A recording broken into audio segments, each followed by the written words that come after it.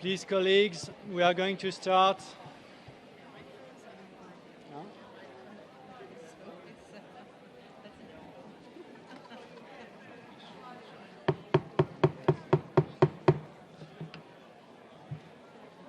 So,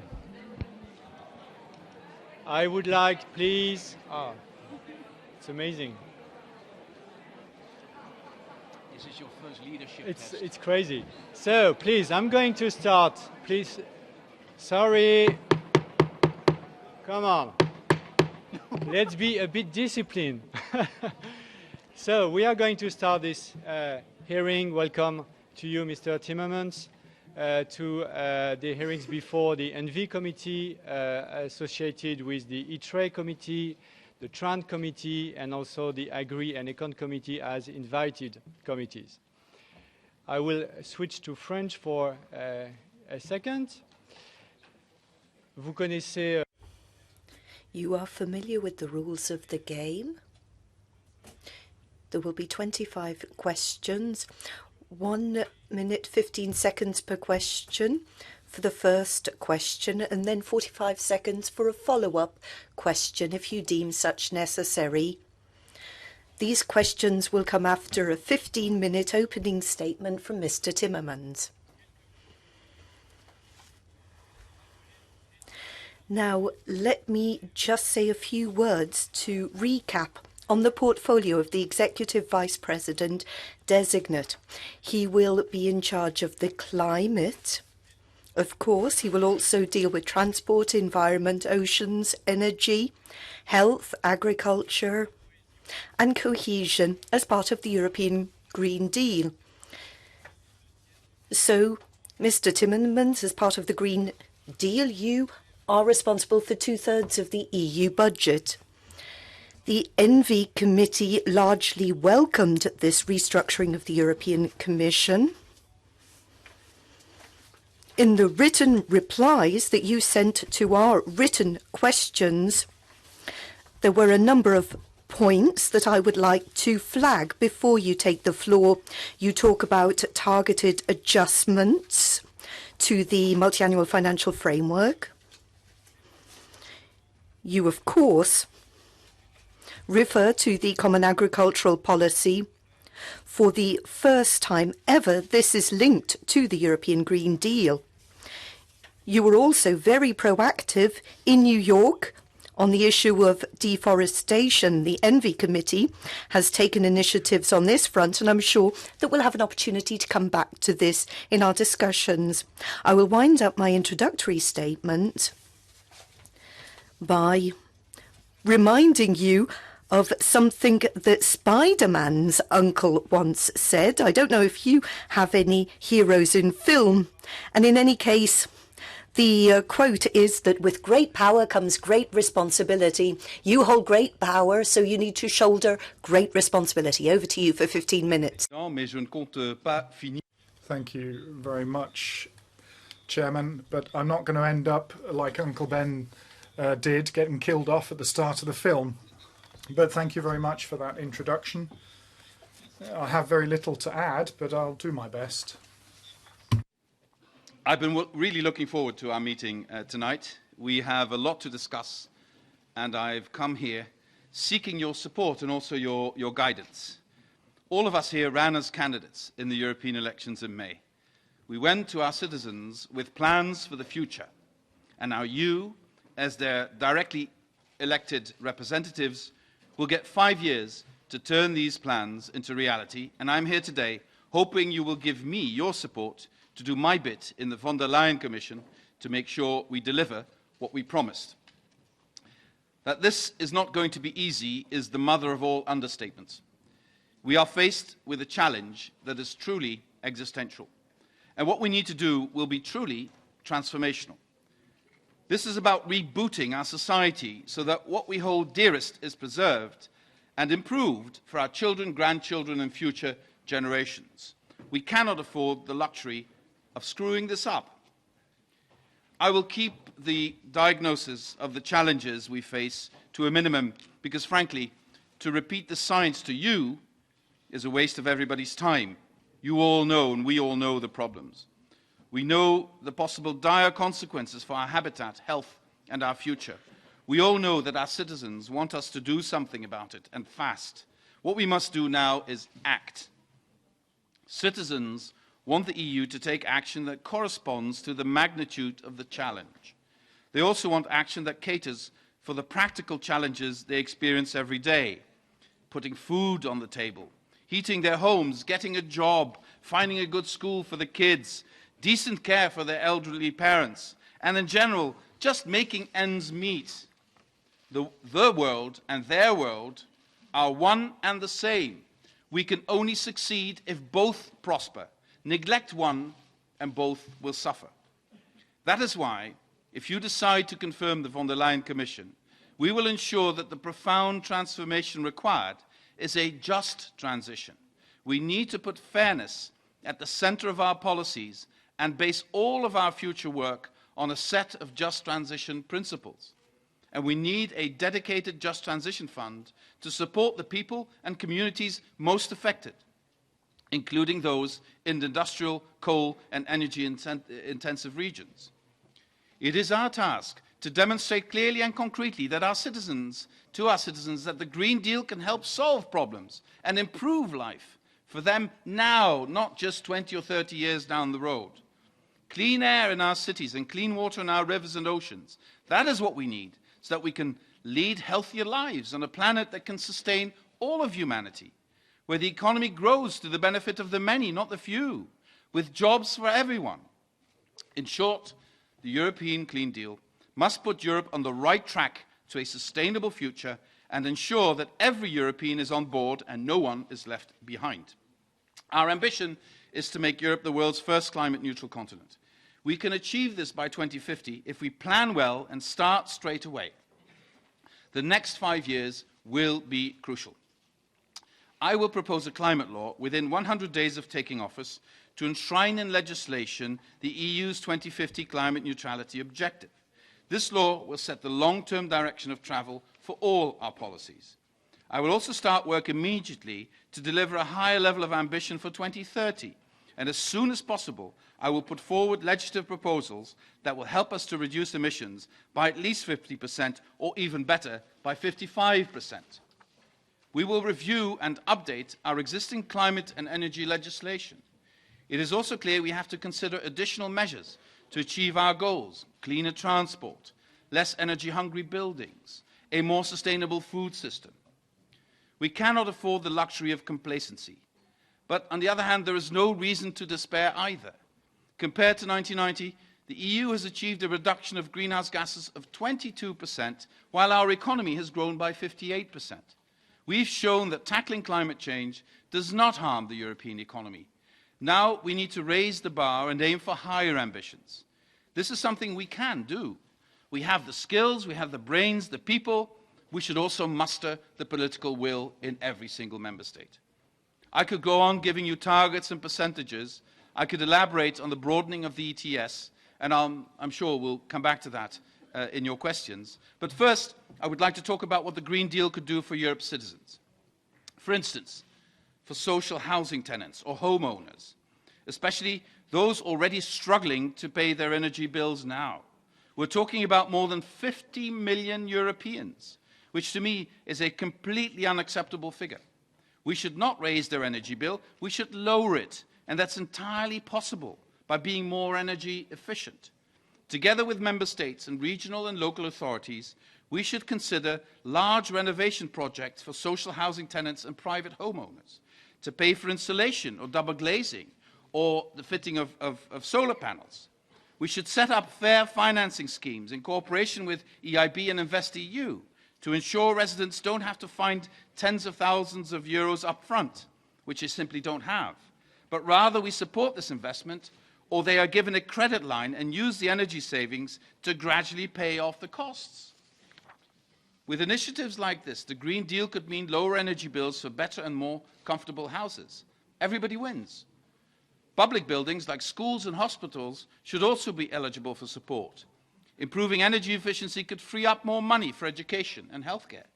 And by the way, all of this renovation work would create stable and local jobs. You can't delocalize that work. national initiatives, local jobs, backed by public and private financing and European support programs to share knowledge and capacity. That's, in my view, how a European Green Deal can work directly for people. Dear friends, our citizens might live increasingly in towns and cities, but they also like to enjoy nature in their free time. And they are worried about what's happening around them and in ecosystems far away. And I think all of us are very worried, whether it's the birds and the bees in our towns and countryside, the fish and incredibly fragile coral in our oceans, our rich forests, or the wild and wonderful animals in remote corners of our planet. We are killing it all off, and at an alarming rate. We must stop this. That is why we will present a robust and ambitious biodiversity strategy for 2030, and why the EU must champion the most ambitious commitments possible at the next UN Conference of the Parties on Biodiversity in China in October next year. Like on climate, we should lead on this as well, worldwide. One way we can lead this work at home is in the food sector. This will be set out in the Commission's Sustainable Farm to Fork initiative. But there's more we need to do. The burning of the Amazon and other primal forests in Central Africa and Southeast Asia has recently confronted us with the urgency of protecting our forests. Nobody has the right to say, that's not your business, to their international partners. These are global common goods. But we should not simply point at others while doing too little ourselves. So here's an idea I would like to put to you. Trees clean the air, cool the city, sequester CO2, shelter animal life, and generally have the capacity to make us feel better. Let us embark on a massive project of reforestation across Europe. Let us restore our forests and create new green spaces in our cities. Let's make it a European plan so that we do it right all across the continent, and so that every city, every region is given the benefit of sharing the best and most successful practices from all across the European Union. The Green Deal should not only be about international biodiversity conferences far away, but also about life around us. The beauty of this is that everyone can be part of this in a very tangible way, and you can see the results straight away. And the Green Deal should benefit the health of our citizens. That's why Europe needs to move towards a zero pollution environment, to tackle environmental degradation and pollution, address air and water quality, hazardous chemicals, industrial emissions, pesticides, endocrine disruptors, and microplastics. Air pollution is still one of the biggest killers in Europe. Do you know that more than 400,000 premature deaths a year are a consequence of bad air quality? How can we accept this? To protect Mother Earth, we also need to stop extracting her limited resources. We need to take our work on the circular economy to a new level, focusing on sustainable products and waste prevention. We must reduce, reuse, and recycle to unlock all its potential for a low-carbon economy. We will propose a new circular economy action plan focusing on sustainable products and resource use, especially in resource-intensive and high-impact sectors such as textiles and construction. Honourable members, transport is one of the most polluting sectors of our economy, and we need to tackle this head-on. All over Europe, people depend on their cars for the quality of their daily lives, not seldom even for their livelihood. I know that, and I don't want a car-free Europe. I want emissions-free cars in Europe, and I want people to use clean public transport. We need to cut emissions in the aviation and maritime sectors in particular if we are to meet our climate goals. This requires a careful mix of tools. We need to invest, for example, in our railways. Why is it that people choose to spend more time sitting in an airport waiting for a flight than sitting on a train getting to their destination? In part because it's cheaper, because we're not paying for the externalities. We're running up a debt on Mother Earth's credit card. She cannot afford to pay that debt. This should not be seen as a threat to the transport sector. It's actually an offer. It's an offer because I want to empower the sector to roll out new, clean, efficient, and affordable vehicles and infrastructure. I want Europe to have the best transport systems in the world. The Green Deal will only be successful if all Europeans are part of it. If we really bring the Green Deal close to home, in fact, into our homes. To take this project to the people, we will make the European Climate Pact a cornerstone of the Green New Deal. The Climate Pact will bring together initiatives and pledges from communities, companies, neighbourhoods, sharing knowledge and data, helping and inspiring each other with best practices and concrete results. Look at what you, as European Parliament, have achieved in mobilising citizens in the This Time I'm Voting campaign. Look at what the Committee of the Regions has set up. Look at the initiatives of mayors all over the world. Look at how the NGO community is mobilising people and putting concrete solutions on the table. But most of all, look at what our kids are doing, creating a global movement with the momentum to change the world for the good. Everyone can lead by example. Good choices breed inspiration and imitation. There is nothing greater, I find, than to be inspired by your kids. Dear friends, I have mostly spoken to you about what we need to do in Europe. But of course, there is a huge international dimension. We have to work to convince others to step up their ambition as well. I'm fully committed to strengthening our international climate diplomacy and implementing the Sustainable Development Goals. With the Green Deal, Europe can lead by example, but we should also be prepared to consider other instruments, for instance, a carbon border tax to level the playing field for European products if other countries do not go as far as us or refuse to go in the right direction. As an economic giant, we have tremendous leverage in our trade relations. We can set global standards. We should use that leverage as best we can, combined with convincing arguments to show that at the end of the day, we can all be better off. Honourable Chair, honourable members, we have a long-term goal, but we need to deliver short-term incentives. It is all very well trying to stop the end of the world, but we also need to take along the people who worry about getting to the end of the month. The transformations required are unprecedented and call for cooperation, determination, ingenuity. I'm certainly not saying this is going to be easy. I've never seen anything in Europe that's easy, at least nothing that's worthwhile. Everything that's worthwhile is complicated, but that's the challenge. That's why we're here. If it were easy, we didn't need a parliament or we didn't need a commission. It's because it's complicated that we need to do it, but also because it's the right thing to do. I want to sit here today before you as a partner and a friend, ready to answer your questions and to work with you to build a brighter future. We do it for the people who have put us here, for the European citizens. Thank you very much.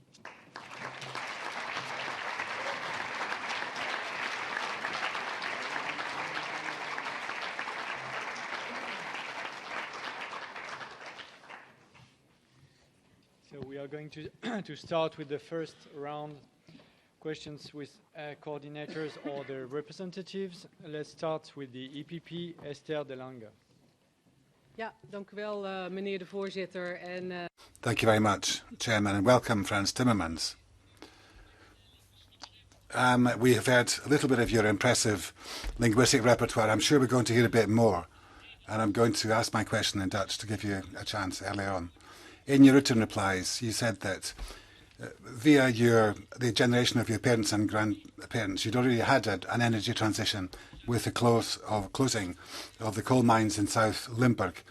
My own forebears worked in Brunsum, and the closing of those mines in that region has really rumbled on in its impact, and people are worried. People want to make a contribution, but they have to pay their energy bills, and they need industry for the jobs as well. For the EPP, an ambitious policy and an industrial policy, which looks after European industry. We've got to look after our own sectors. Industry has to be compatible with climate policy. How are you going to work together with Vice President Vestager and Vice President Dombrovskis, responsible for industry policy, so that we can get those synergies?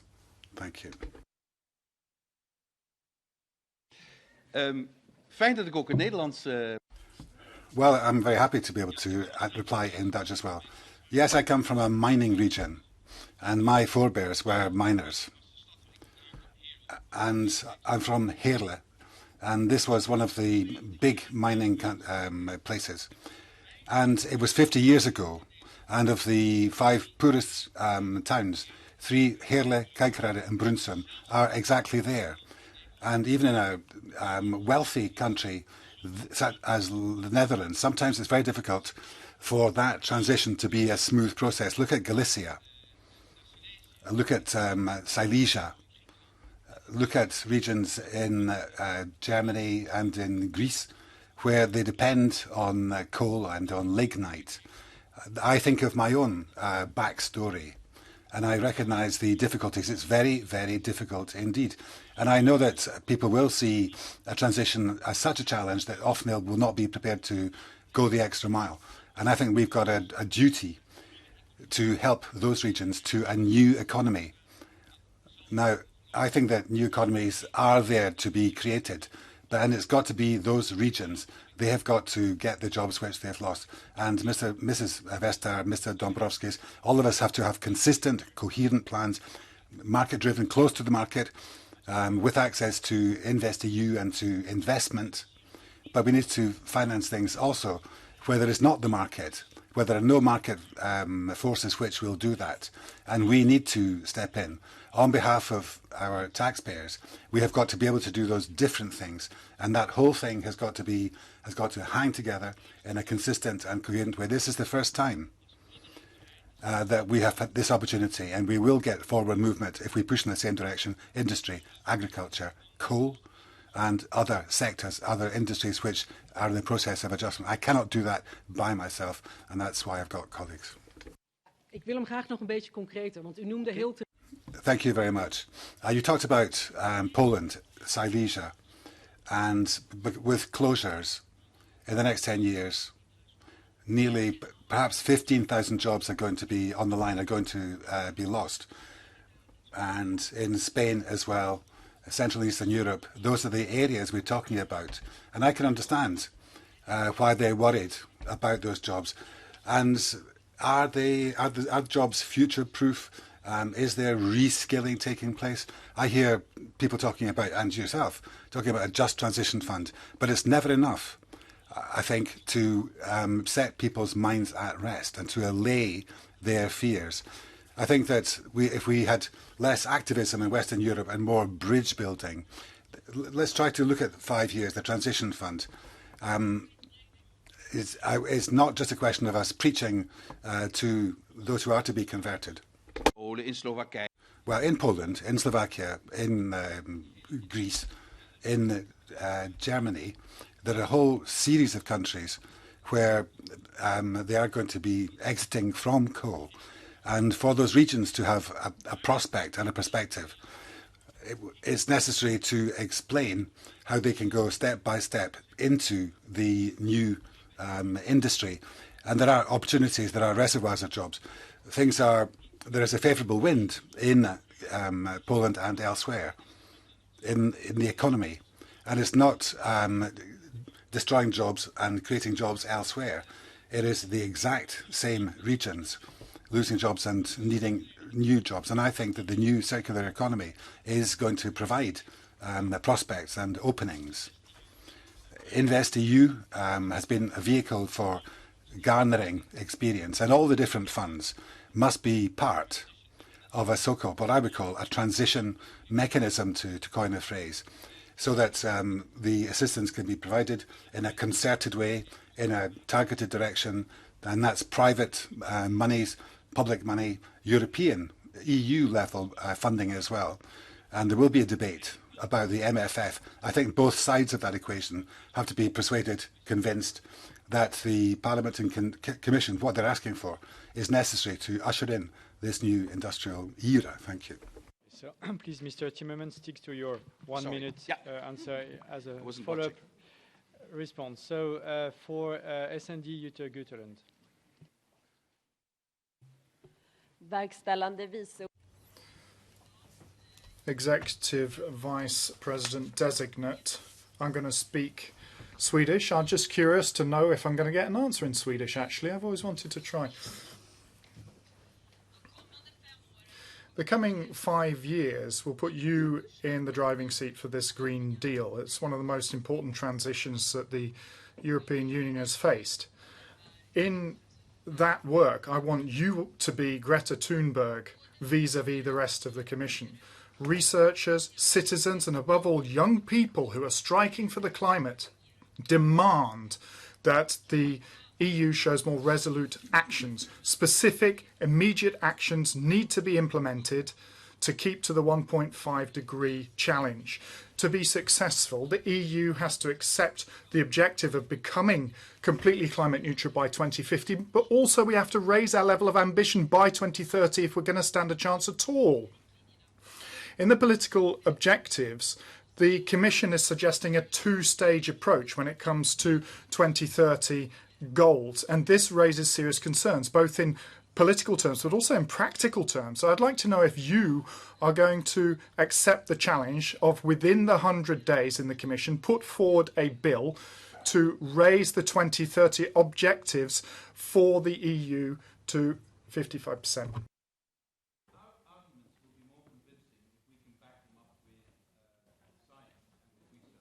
Microphone, please. Arguments will be more convincing if we can back them up with science and research and facts. So that's what we're in the middle of doing right now, to get all the information we need. I personally would be extremely surprised if that information would lead to any other conclusion than we need at least 55% reduction in 2030. But I think my position will be stronger if I can back it up with the analysis we are doing right now. So that's why we said as Commission 50, preferably 55, but let's do the research on that. But again, let me be very clear. I would be extremely surprised if the outcome of this would be anything else than at least 55% reduction by 2030. And this is how we need to do this mapping. Start in 2050 and then look back to today and have, you know, so like with a TomTom or with finding directions, you know, when you need to take this turn and then that turn, and then we need to map that out till 2050. Just having a target in 2050 is too easy. It won't get us there. We need to know exactly what are we going to do tomorrow, what are we going to do after 100 days, what are we going to do next year, etc., etc.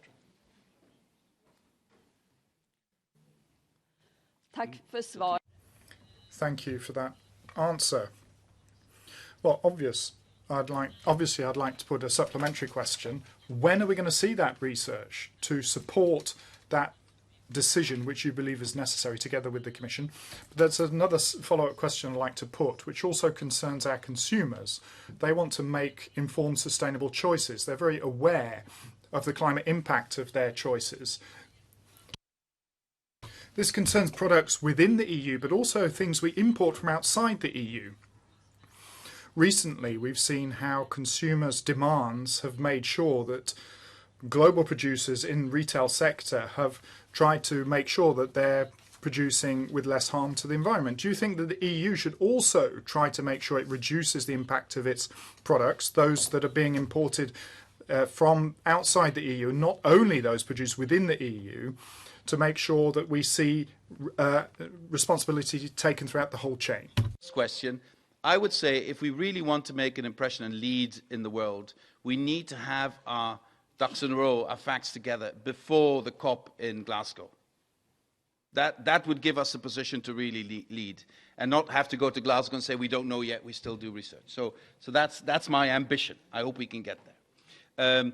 On the second part of your question, yes, consumers need to be better informed. The only reason that we got a successful plastic strategy approved at lightning speed was because the consumers were better informed and they wanted us to do something about this. And I'm absolutely sure that consumers want to know that the stuff they put on their table when they eat was not created through deforestation.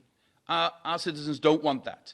I want to be able to tell them at some point, this is deforestation free. We can't say that today. So we need to work with our international partners to make that happen in the future.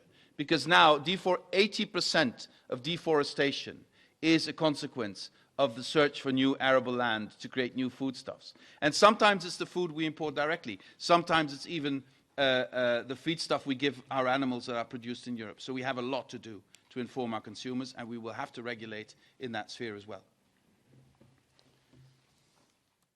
For Renew, Niels Torvalds. Thank you, Chair, and welcome to something which tomorrow's newspaper probably will have a headline at "Welcome to Frans TImmermans show," and then you have the drums in the background. In the discussion last year on a clean planet for all, the information we got from the Commission indicated that all substantial changes should be made from 2030 afterwards. Since then, we have most probably entered into a new situation. How do you see the paths forward? Would you rather tear up the old decisions concerning ETS, climate action, LULUCF, RED II, and all the rest, and start a new trajectory towards Paris goals immediately after an impact assessment? Or do you think that the flexibilities in the legislation is enough, and would you therefore rather wait for a 2030 window and start the trajectory with a necessary 10% linear reduction factor corresponding to changes in and corresponding changes in the other legislations? In the first case, you would probably be criticized for producing incoherent legislation and not helping companies to plan their investments. And in the second case, you would be criticized for not being able to read what's written with very big letters on the wall. So which path would you take? Thank you. I think it's not a dichotomous choice. It's not a choice between one or the other. I think we will need a mix of both. I think we need to extend ETS to other sectors, such as aviation and the maritime sector. But I also believe we have in existing legislation the possibility to look for tougher norms if that is necessary, emission norms or in other areas. We will also have to review our energy directives and other directives. Many directives will have to be reviewed. But I don't think it's a choice between one or the other. I think it will always be a policy mix between the two. But we can't waste any time. And in some areas, by the way, I think industry is woken up to this. I think we have a broad understanding and an increasing understanding in industry worldwide that we will have to toughen up and we will have to come up with even stricter norms.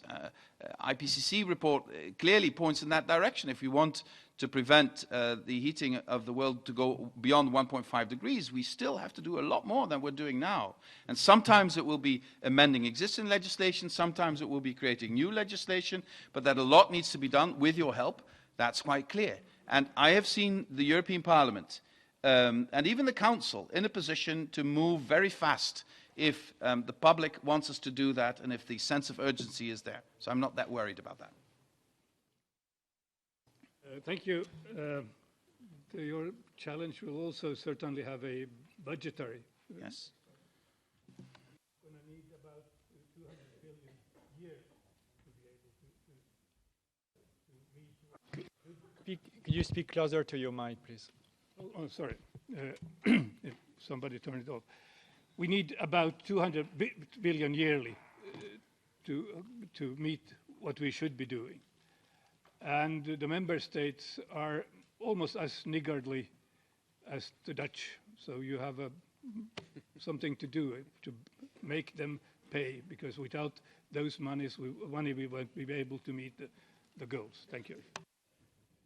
Absolutely. But I've also seen a letter signed also by the Dutch minister saying that we need to reach minus 55% by 2030, and 7 other ministers as well. So there is a sense of urgency also in the Netherlands, the country that really watches very carefully about spending. And I would hold before you that we have the possibility, I think, to put a proposal on the table for the MFF that says, okay, it's perhaps a bit more than you wanted to spend, a bit more than the 1.00, but with that extra money, we're going to help Europe make this transition to a sustainable economy much faster and in a way that will offer a proposition to citizens and people in industries that need to change that is attractive.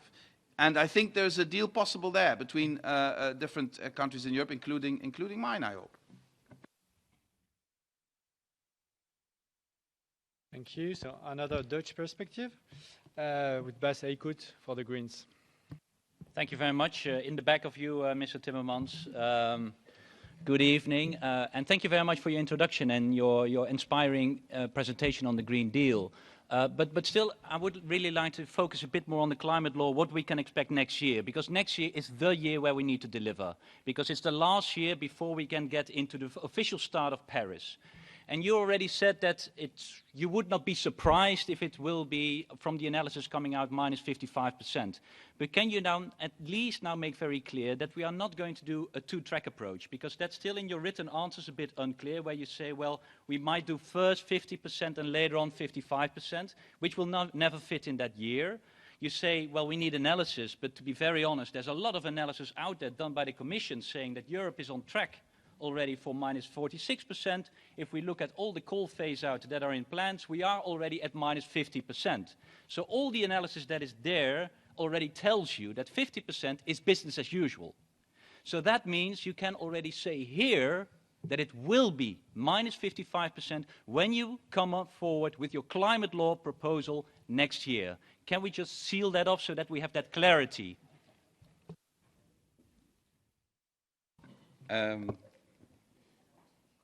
Boss is boss. Great. Really great question. Look, my position is this. I would agree with you when you say we wouldn't have the time to have two different approaches. But I also hold before you that going from 45 to 50 to 55, especially from 50 to 55,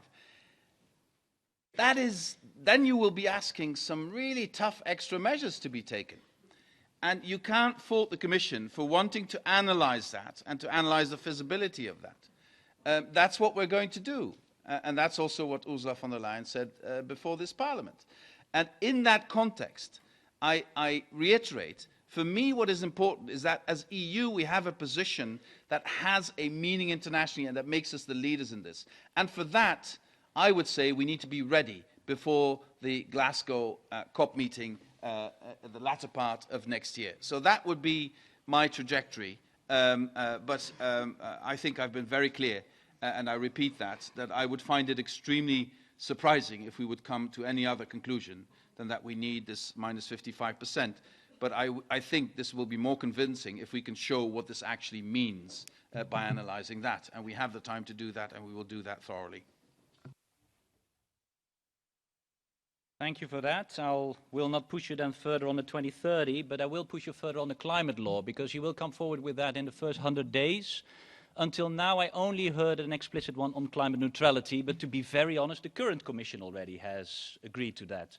So what can we expect further into the climate law in the first 100 days? And I'll give you a couple of proposals, because that's already analysed by the Commission in its long-term strategy.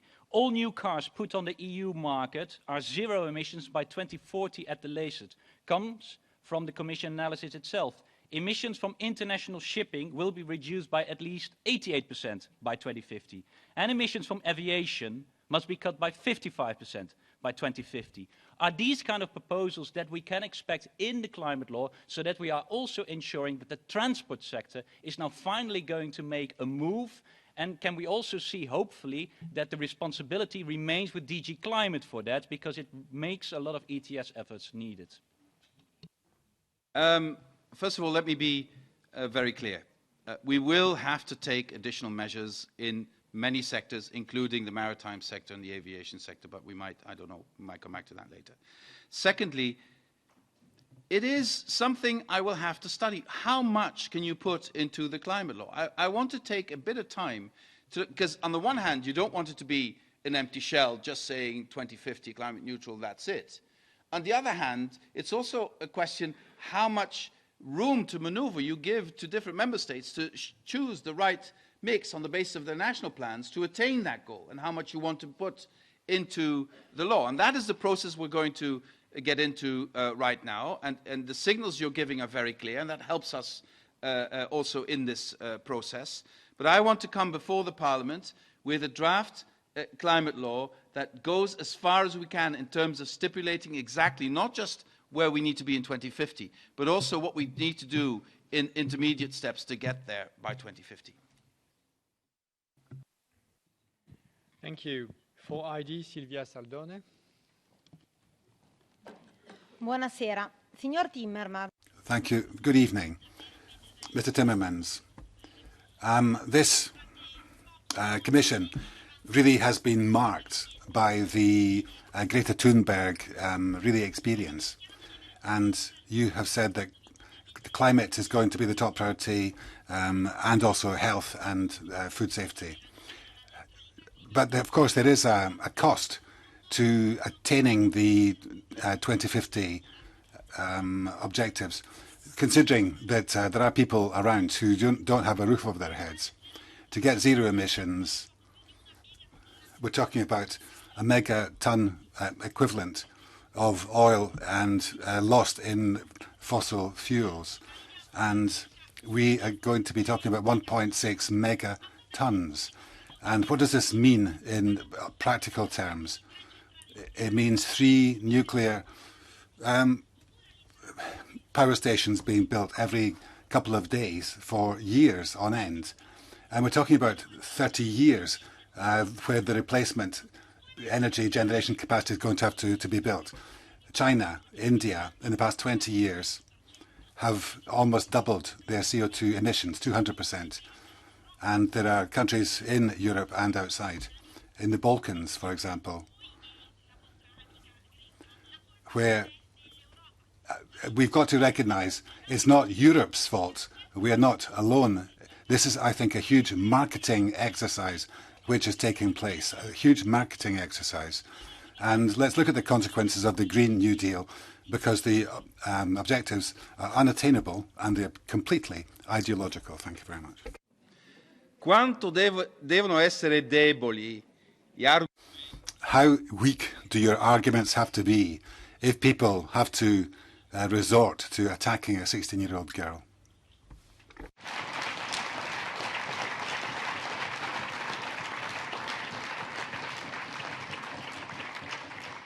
Che vergogna! What a disgrace if you read the tweets from some of the richest people, the wealthiest and most powerful people in the world. Someone who's going it alone and who's saying, act, do something, do it now. And Greta is quite right. I am very proud of our kids who are doing these things. And this is the time for action. We've got to do something now. Let me say something else. They told us, they've been saying for years, it's too difficult, nothing we can do, what's the point? But look, renewable energy, where exactly we've got to there. It's cheaper than traditional forms of energy. And we've demonstrated we're able to change society. Go to Italy, go back to Italy and explain that the beaches are going to stay the way they are now. The beaches are going to stay the same. I don't think it's going to be an easy message to take back. Go and tell people you're going to die, young people, you're going to die because of atmospheric pollution, because of the air you breathe. And even I think that we have got an absolute obligation, a duty in the name, on behalf of our children, the coming generations, to to clean up the environment, their environment. And that's what we mean by change. Grazie, l'ho sopravvalutato. Le dato... Thank you very much. Well, students, of course, usually answer questions, and you haven't answered the question which I was asking.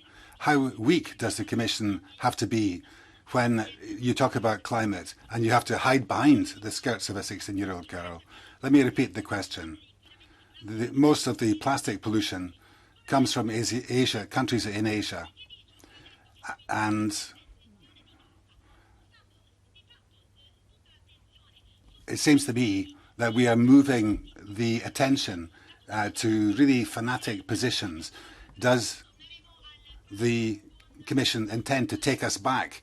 Is it trying to uninvent the wheel, never mind reinvent the wheel, so that we wander around on horseback again? Do you really think that the Italian, the bottles on the Italian beaches float in from the Far East? I don't think so. That comes from Europe, and we've got a duty to clean up our own environment, which we can do. And I will take this message to Italy, to your constituents, and we'll discuss this. Do we want a clean environment? If we do, we've got to make the changes, and industry's got to change. Cars are going to have to be different. Zero emissions cars are actually possible. Come on, let's do it together.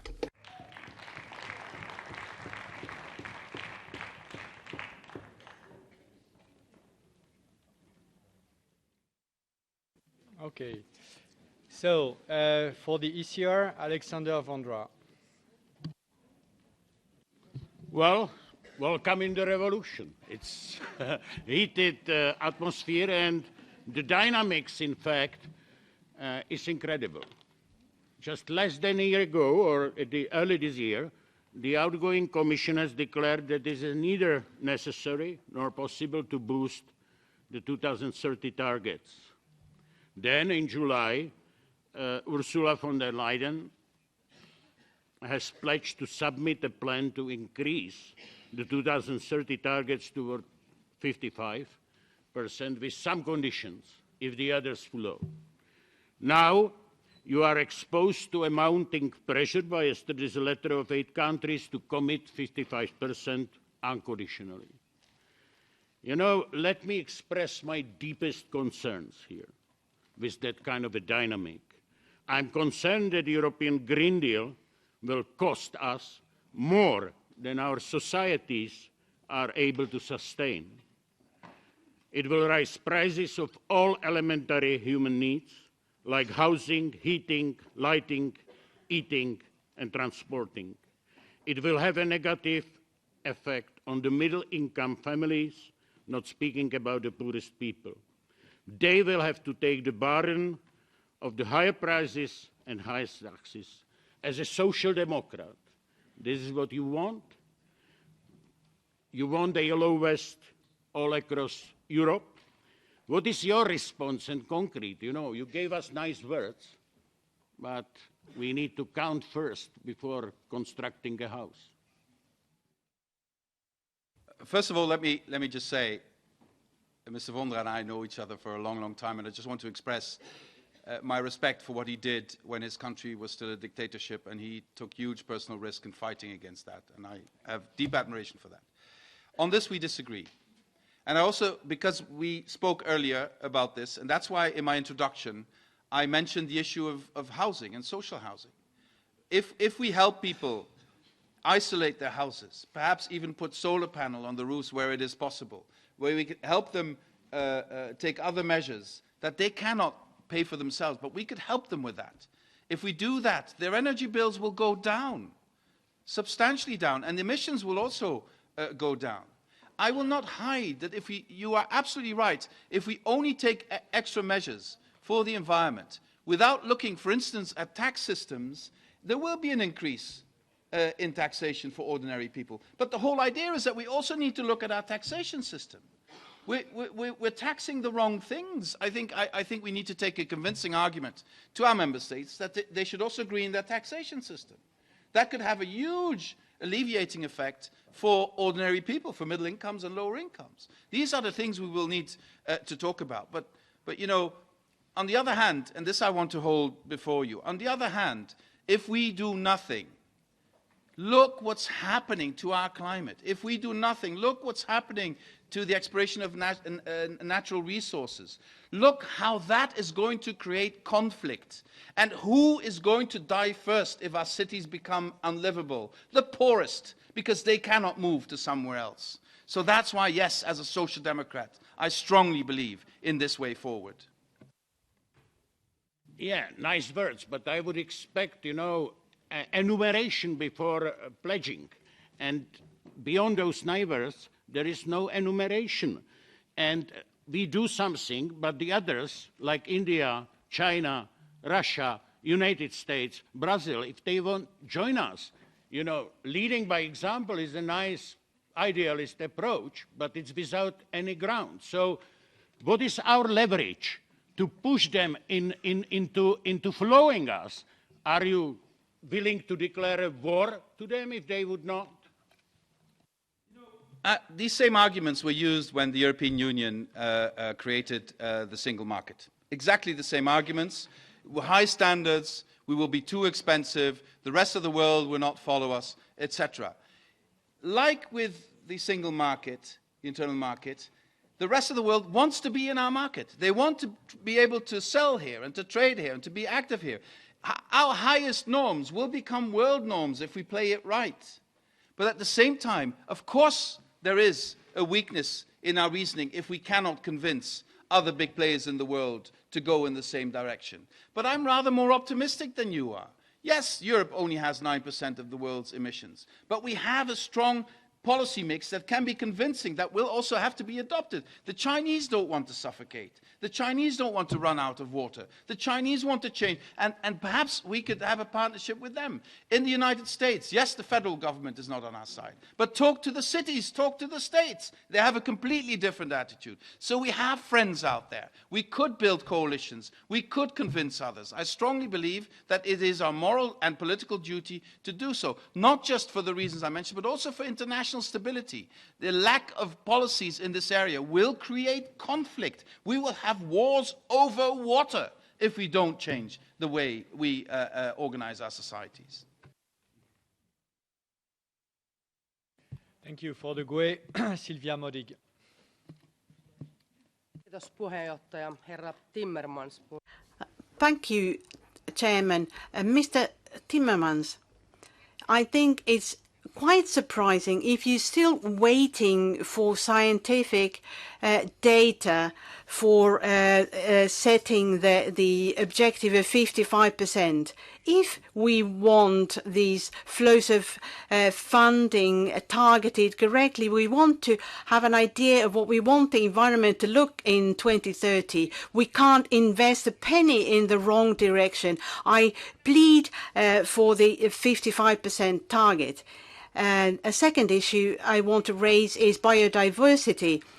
I have heard several candidates for the Commission, and I see that my concern for biodiversity has not been eased at all. How can we cope with global warming?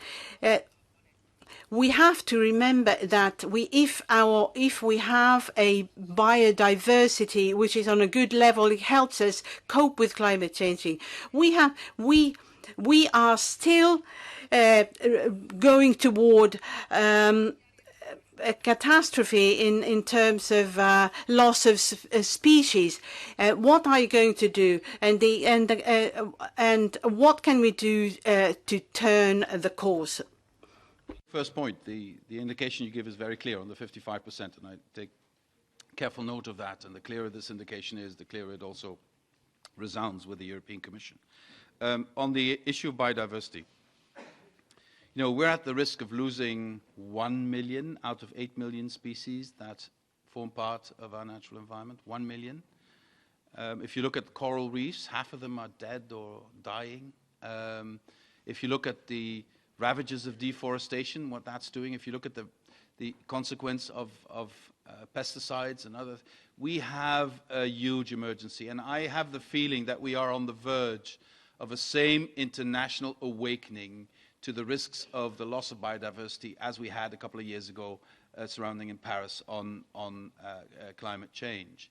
And the two phenomena are completely interlinked. We are killing off carbon sink at an incredible rate through deforestation, and that has an effect on loss of biodiversity as well. So I want the European Union to be extremely well prepared in an intensive dialogue with this Parliament for the next conference in China in October next year, so that we have concrete proposals on the table to try and convince the rest of the world that we now need to take urgent action on safeguarding our biodiversity. And I also believe that the communication the Juncker Commission still came out with on fighting deforestation can be an integral part of that. Because to do this, we truly need international partnerships. We need those countries where this phenomenon is worse to be part of the solution and no longer part of the problem. And for that, we need to take our responsibility, including in the way we consume, so that the way we consume does not have a negative impact on biodiversity.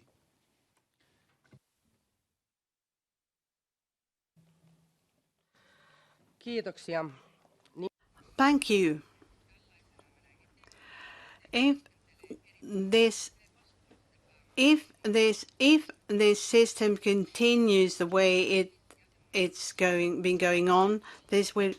If we look at, for instance, subsidies to companies and state subsidies which are still targeted towards fossil fuels, they don't only prevent us from reaching the goal, they work against this objective. How can we work towards a situation where all flows of funding would be targeted to this common objective? Are you willing to challenge the requirement of unanimity in these decisions? In some areas, especially in taxation and especially in the energy field, we would need to use the possibilities the treaty offers for what we call in English a passerelle, in terms of moving from unanimity to qualified majority voting. I think that will be necessary. But the more fundamental point in reaction to what you say is this: I will have a responsibility to make sure that the Commission as a whole doesn't do contradictory things anymore. And that arguably is going to be my toughest task internally, to make sure that everything we do is compatible with our goal to be climate neutral by 2050 and to safeguard biodiversity and all the other goals we have. And I could not say in good conscience today that we have rooted out all contradictory policies of the Commission and of the European Union. We haven't done that yet.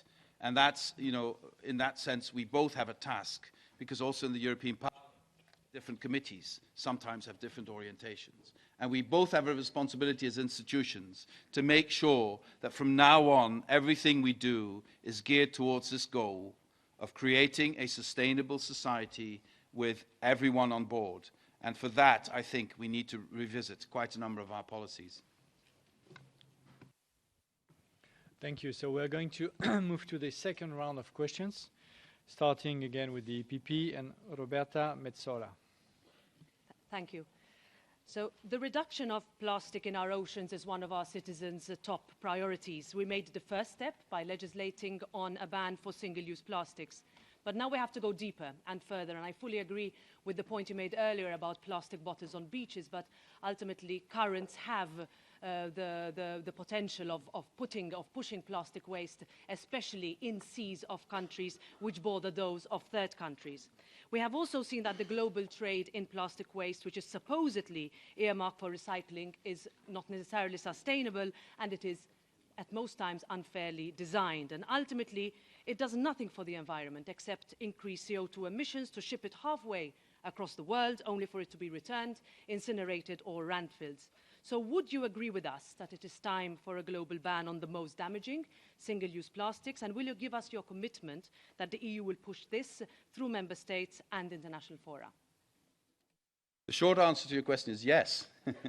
But I want to elaborate. We will have to come up with new measures because we are learning all the time how dangerous, for instance, microplastics are. I think every time there's a new research, it points to greater danger to our health and to our natural environment. So we need to do something about that. We need to do something about packaging as well. I think we should push further on banning packaging or making sure that packaging is no longer used that has these single-use plastics in them. We also need to make sure that we take care of our own rubbish. I think it was a good move of China to say we no longer accept European single-use plastics. But now, we're exporting it to other third countries, and that's a shame. I think we should be ashamed of doing that. We should take care of our own rubbish, and the only real way of taking care of it is not having it. The best rubbish is rubbish you don't have. So I'm all for recycling, but it's not the optimal solution. The optimal solution is not to have to recycle because you don't use it, or if you use it, you reuse it without recycling. So for that, we will have to tighten the policies, and I count on your support when we come with proposals in this area. Thank you for that. Now, moving on to air quality. The European Commission is currently in the final stages of the fitness check on the ambient air quality directives, 10 years after these were completed. In 2019, as you said in your introduction, it was revealed that air pollution causes hundreds of thousands of extra deaths per year in Europe, and this is something that is particularly worrying to the citizens of my country, Malta and Gozo, where air pollution is increasingly becoming a concern for many families. Now, of course, it's partly an enforcement problem on a member state level, and the Commission's actions to launch infringement procedures against non-compliant member states is a necessary last move. However, it is of little consequence to those already exposed to dangerous levels of air pollutants. So how would you plan on ensuring a chain of compliance when it comes to enforcing this ambient air quality directives and similar legislation? Well, the rules are very clear, and I think we should be doing more to enforce the rules in our member states. Of course, what the Commission does is first try and find a solution through dialogue with the member state, but I believe member states have signed up to this themselves. This is legislation that is urgently needed, but it's not applied in many member states. So I think the Commission will have to toughen up in terms of starting infringement procedures, and I feel it as my personal responsibility to make sure that's going to happen. Thank you. For the S&D Group, Miriam Daly. Thank you, Vice President Timmermans. President-elect Ursula von der Leyen promised that you would steer a Commission that will increase the EU's 2030 ambition.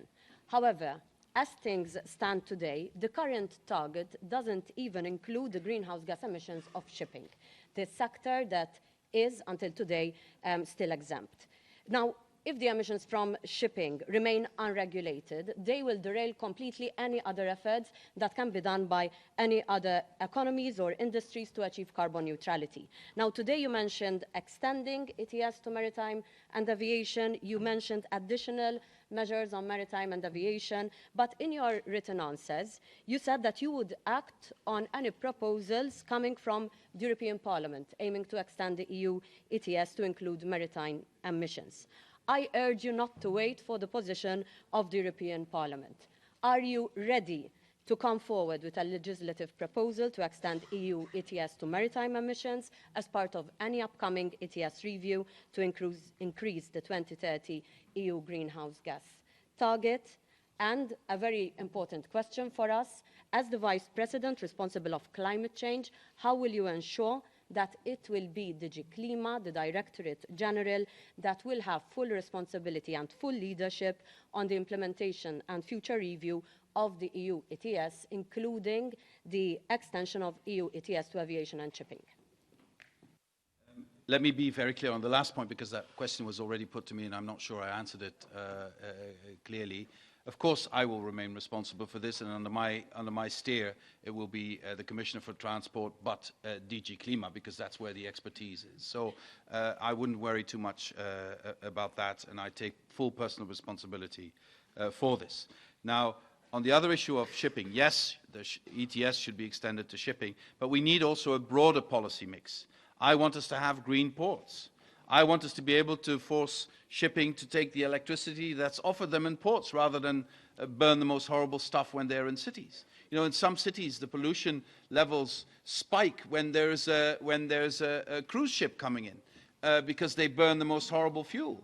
And I think our ports should be in a position to say, if you want to come to our port, we will give you access to green electricity or electricity, and you shut off those engines that are polluting too much. Why not? And I think there are a number of other measures we could take. We could look at the emissions of ships and how they use it, the speed with which they go, all these things, the engines they use, all these things will have to be looked at, because it is no longer acceptable that the maritime sector would be excluded of these measures, because these engines they use are highly polluting, and it would be unfair to other sectors where we do ask measures to be taken if the maritime sector would be excluded.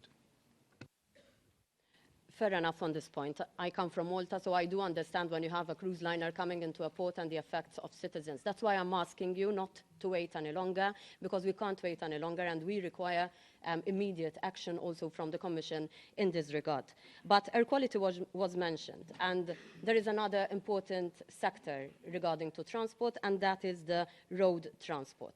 And so far, CO2 standards have proven to be the most efficient form of regulation. Will you be opposing any plans or suggestions to include road transport in the EU ETS? And I would like to know, how are you going to ensure the enforcement of existing standards by car manufacturers? And part of the equation in arriving to cleaner mobility is the use of batteries. What are your plans to secure the use of sustainable batteries for energy storage and also for transport? A number of questions. I'll try and go through them very quickly. First of all, let me be very clear. We will enforce the emissions legislation with every instrument we have. We have to be, I think the car industry has outlived their position of being in a comfy position. They need to deliver. They have not delivered in the past. They need to deliver, and the Commission will enforce what they need to deliver. On ETS in transport, in road transport, I'm not in principle against it. But I do, and I think it could be part of a policy mix. But I do want to say very clearly that it cannot be used as an excuse not to attain the emission targets. That could never be. It's much more straightforward and much more successful in the past just to have emission norms and have them comply with the emission norms.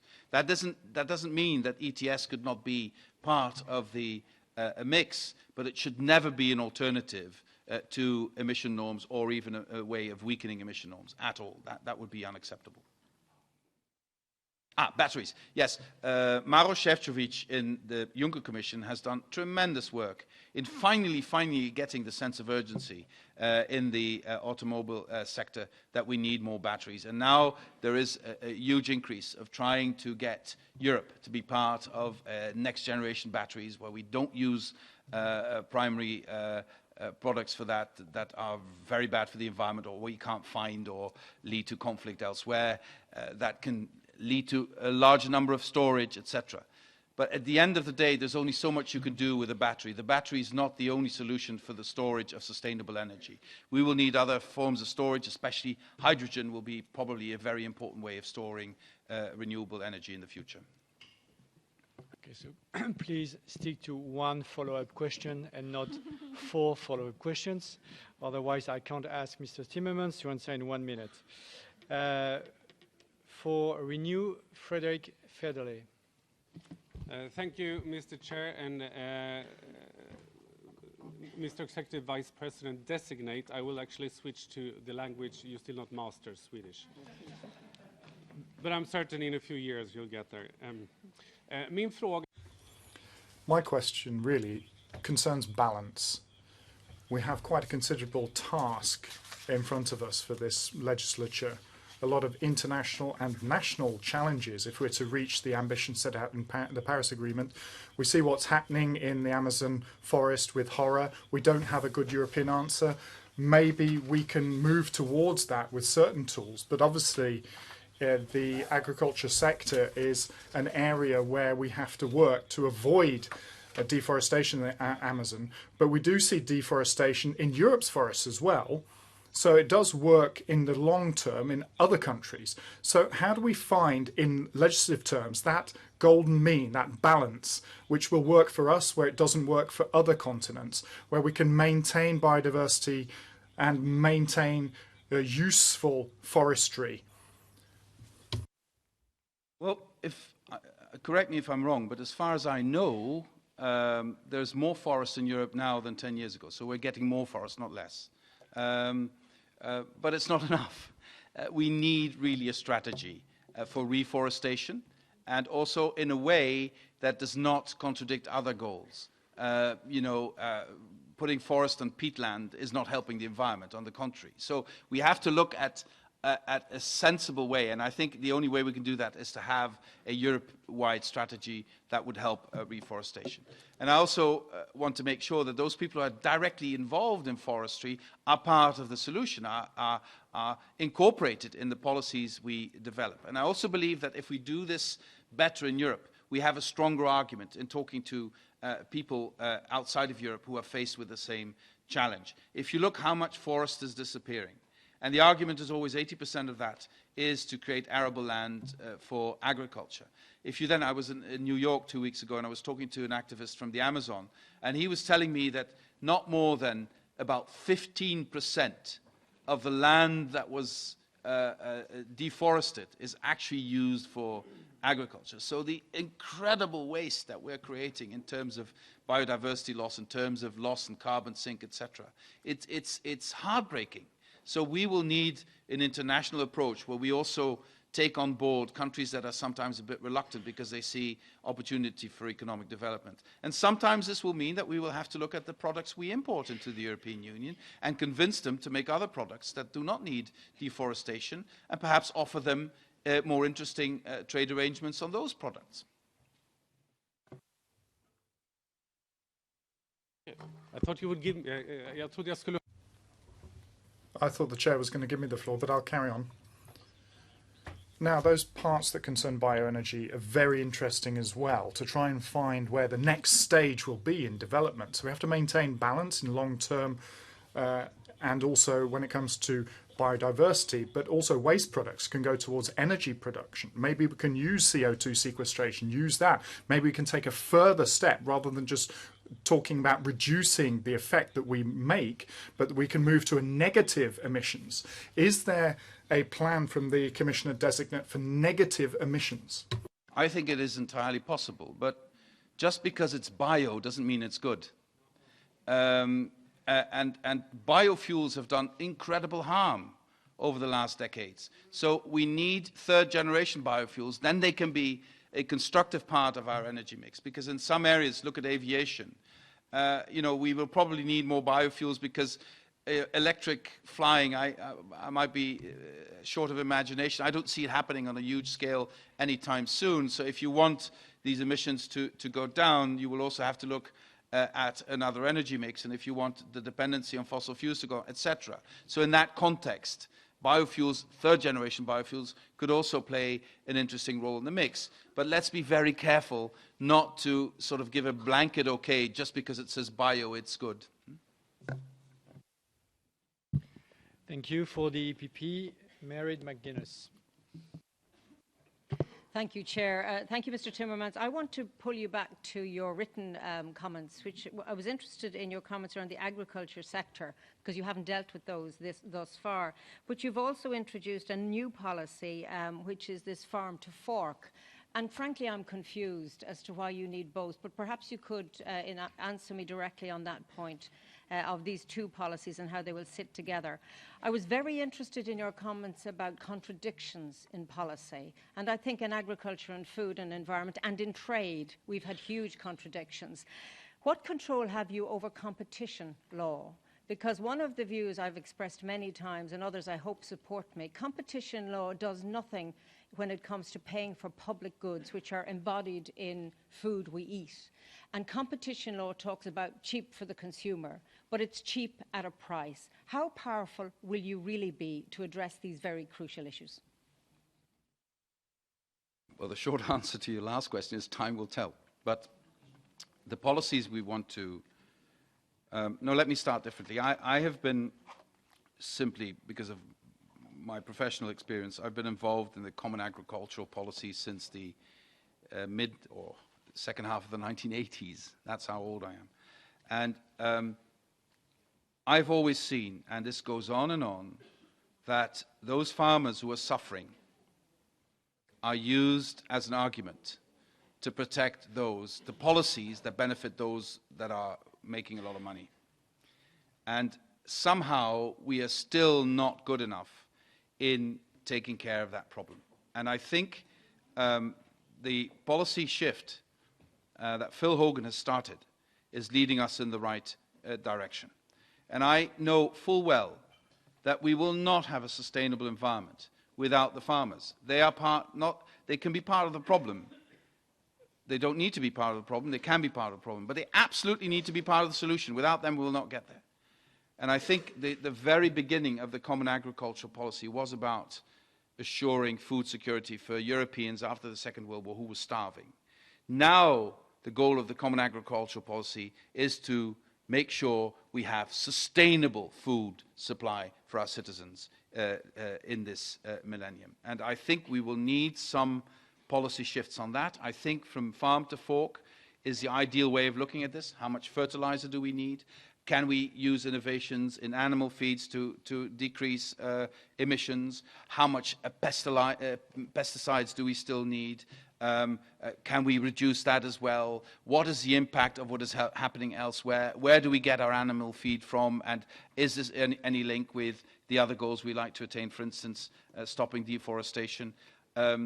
Is the food quality we want to guarantee for our citizens, is that good enough as it is? Could we improve that? And the one issue you mentioned, which I find the most complicated, one could argue that the success of the Common Agricultural Policy is that the highest quality of foodstuffs at the lowest prices are now guaranteed. But at some point you have to ask yourselves, are we not paying too little for food? But take that to people who have little money to spend, and you tell them you need to pay more for food. They will chase you out of their house if you say that. But at the same time, the situation as it is now is not providing for sufficient income for many of our farmers. And this should be a great concern to us because, again, I want to underline this. Without our farmers, we will not attain our sustainability goals. And we need to find a common agricultural policy that supports this and that also leads to fair competition for our farmers also internationally. And I think the reforms set in motion by Phil Hogan lead us a long way in that direction. And let's check where we can improve this using the farm-to-fork principle. I'm not enlightened fully as to what you're doing, how the farm-to-fork links with the Common Agricultural Policy. It seems to me that there's a huge overlap. And you didn't answer my question about competition law. I think it's a key issue. You've nudged in that direction, but you haven't quite answered it. Because, if I may, I think I have a few seconds left. Because fundamentally, you are right. Farmers' incomes are on the floor. Some are making plenty, but the most are making very little. And while you said in your opening that we all love to go to the countryside, I do it as well. I live on a farm. I love going back, but I have an income, so I can enjoy it. But people are watching this, and they know you're the person responsible for their farming future. What are you saying to them as farmers? Remember, they followed European advice in the 80s. I'm old enough to remember it. We told them to rip out hedgerows, drain the land and lash on the fertiliser. I made television programmes about it. What are we saying to them now, and how will you help them make a transition? I think I certainly feel a personal duty to go out to them and talk to them and listen to them and show what the plans are from farm to fork, what we need to do on pesticides, what we need to do on fertilizers, what we need to do to reduce emissions. And you know, like before, Sikkel Mansholt had to get out and convince farmers who were absolutely unconvinced when he started. McSherry had the same problem when he started with his plans. This is part and parcel of the history of the European integration, and we will have to do the same thing right now. And I honestly believe that the goals of, as enshrined in the treaty, of the Common Agricultural Policy are more valid today than ever before. We need to make sure that we put sustainable food on the table. We need to make sure that we put farmers in a position that they can maintain our rural areas and they can have a constructive relationship with between the rural areas and the more metropolitan areas in the European Union. And we cannot do this without the farmers. Competition law, because I was not entirely sure what you meant by your question, but what you're saying is that they are competing at food prices that just don't give them an income, food coming from outside the European Union. I think that's what you're saying. We will have to take a hard look at that and also talk to our international partners, because they have a problem if much of this foodstuff is also produced through creating more deforestation. So this will have to be part and parcel of any trade negotiation we will have in the future, as we have done, I think, quite smartly also in the Mercosur trade negotiations.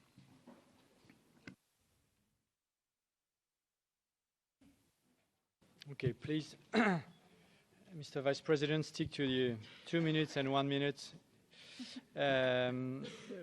For SND, Mr. Javi Lopez. Bienvenido. Welcome to the European Parliament once again, Vice President Timmermans. Today, on a number of occasions, you talked about fair ecological transition. Now, as members of the Socialists, we have tackled this issue. We want to be ambitious when it comes to decarbonising our economy, but we need to ensure that this very important transition is done fairly. We need to fairly share out the costs and indeed the benefits. Job creation, for example, and growth. So we are looking at a just transition fund. You will spearhead that fund, and I'd like to talk about that fund.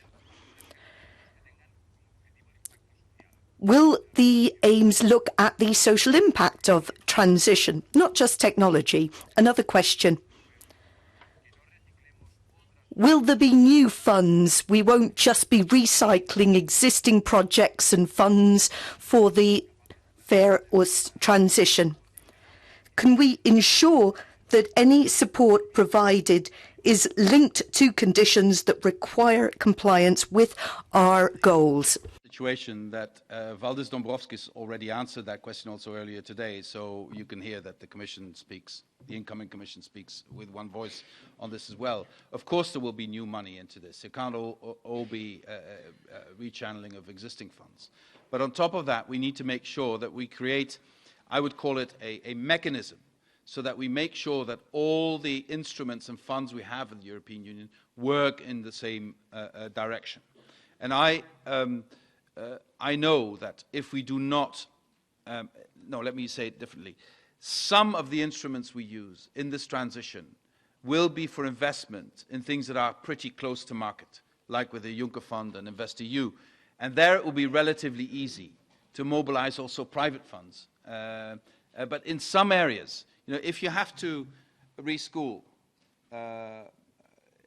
miners to do a job in the Fourth Industrial Revolution, it will take some time.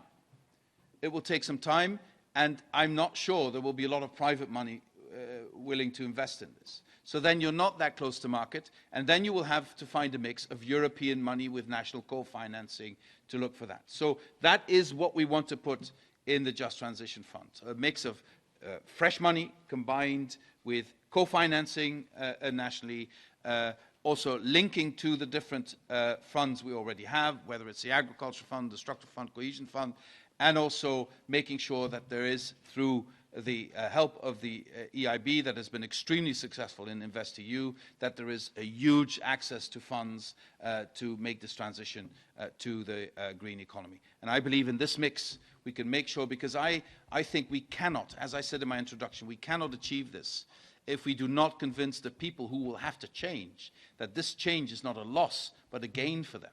Because too many people in our society today have the feeling that change means loss.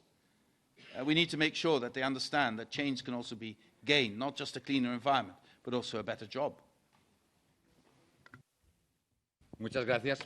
Thank you for clarifying the resources and the characteristics of the fund. Now I'd like to talk about another resource that's currently being discussed.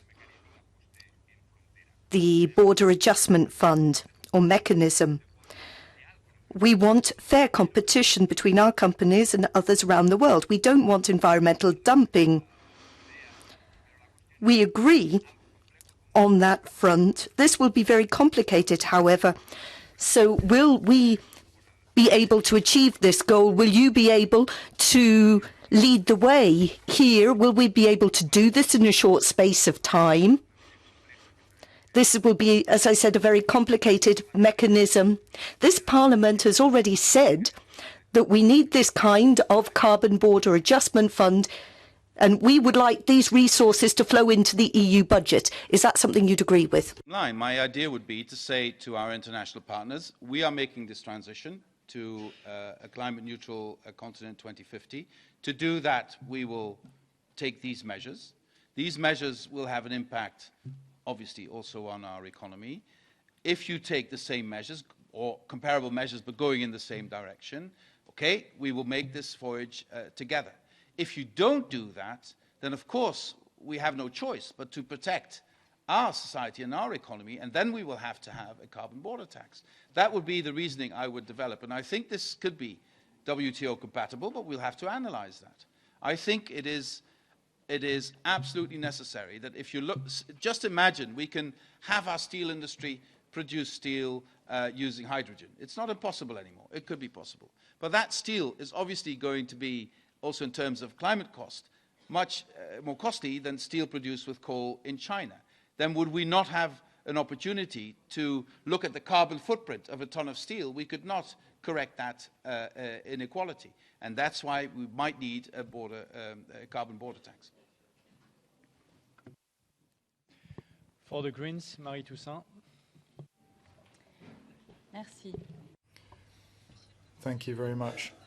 Commissioner, you're talking about the just transition. You are very good with words, but we need acts as well.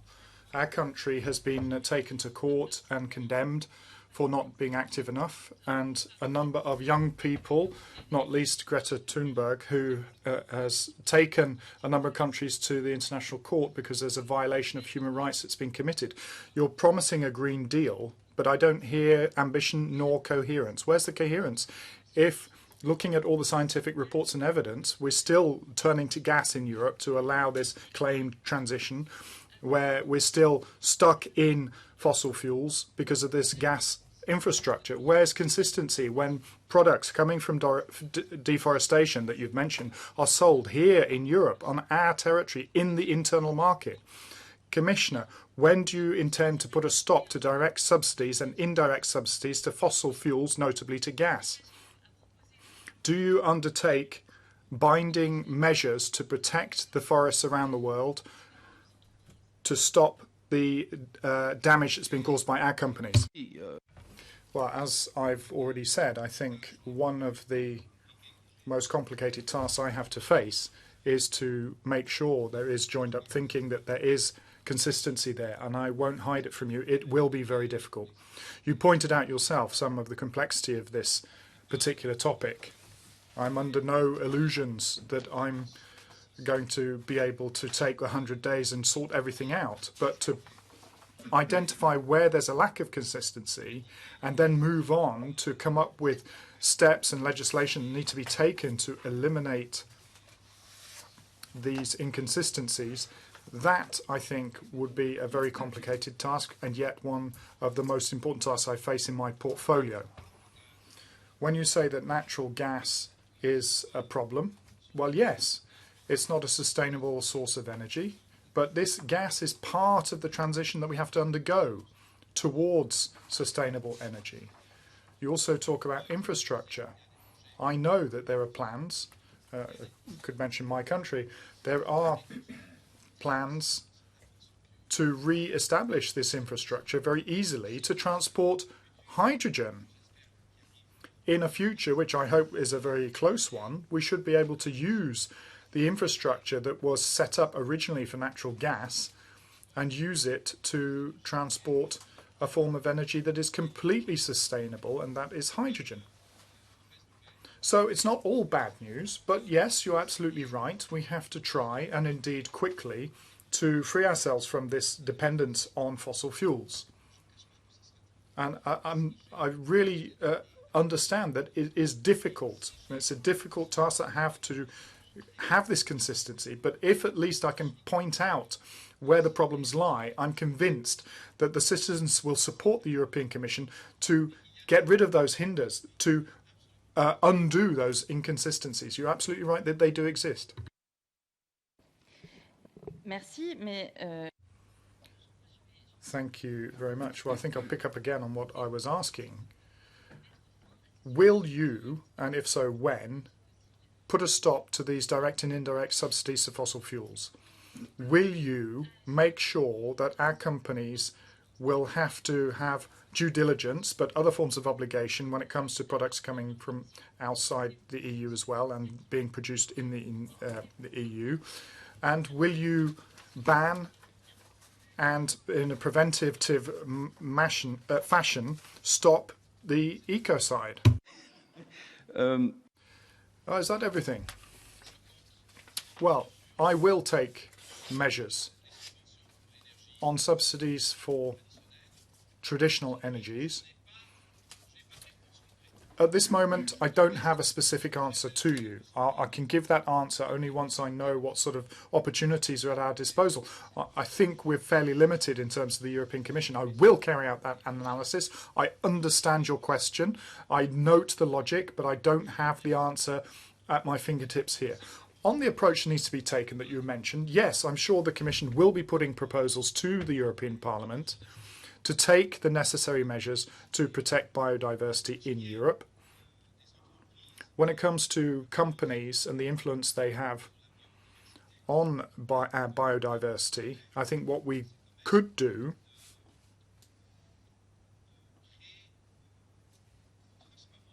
is to generate transparency for the consumers, for our citizens, so that they will know whether a product has been generated to the detriment of a forest or to the detriment of biodiversity. That's an initial step. We can do that through labelling.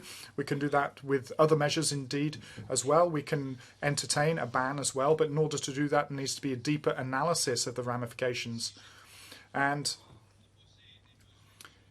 if I can put forward measures on plastics and on waste in the last 5 years, that was because I had an opportunity a priori to carry out the analysis that was needed prior to putting forward legislation that then went to the European Parliament, and that was being consistent. So, you know, I don't want to say now any specific measures that we will take, but I've understood and heard what you're saying, and the Commission will be in a position to take specific steps once it has undertaken the analysis which will allow us to understand the consequences. Yeah.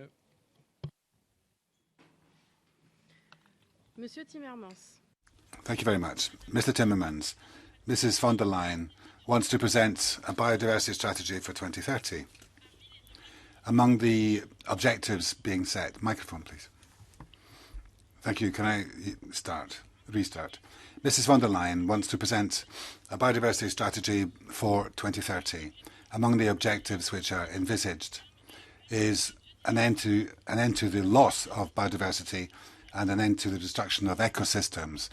But paradoxically, it's EU policy in renewable fuels which has led to the deforestation in tropical forests, and also free trade agreements which are always on the agenda and which are nefarious for the environment. How do you intend to redirect our policy towards sustainable renewable energy? Are you in favour of a carbon tax? And if so, what would be the modalities? How would you do it? Beaucoup de questions ce soir. Well, many questions this evening are saying that there is a lack of consistency among different policy areas. And you're quite right to nail that, to put your finger on that. Because often the intentions are good, but the further down the road, the consequences end up being the exact opposite. I think what is important here, and this is going to be much of my job, is going to be in having consistency across the portfolio. And I don't think there's a contradiction between what you're saying, maintaining biodiversity on the one hand and renewable energy. I think the two things are perfectly compatible. If not, if there are contradictions, tell me where they are. Point them out. And I am perfectly prepared to make a contribution to solving the problem where it exists. However, reducing greenhouse gases, reducing the increase in temperature, global warming, attacks on proceeding with biodiversity are things which go together and which are now a matter of urgency. Thank you. Je vous remercie pour ces éléments. Thank you for that reply. There is a logic of renewable deployment. What is your timetable for the progressive elimination of fossil fuels? When are they going to be phased out? And when can we see an end to the subsidies paid to those industries? Decarbonisation was mentioned by Mrs. von der Leyen. Are you not going to create conditions which are inimical, which are not good and not conducive for our companies, and leave us exposed to surges of imports from the rest of the world? Thank you very much. I think that it's inescapable that we've got to reduce and phase out subsidies which are still being directed towards fossil fuels. I acknowledge that we need a very practical timetable with milestones, step by step, which can be discussed with the member states. But that's one of the most manifest, one of the most flagrant contradictions we have got to avoid going forward. Now, you talk about international trade. I think that during the conference in China on biodiversity and in our negotiations surrounding free trade agreements, which we've had with Mercosur, for example, the desire to avoid contradictory imports is part and parcel of our negotiating position for the EU. And in the Mercosur context, we have said to Brazil, you've got to stand by, you've got to uphold the Paris objectives, and that's an important plank in our policy.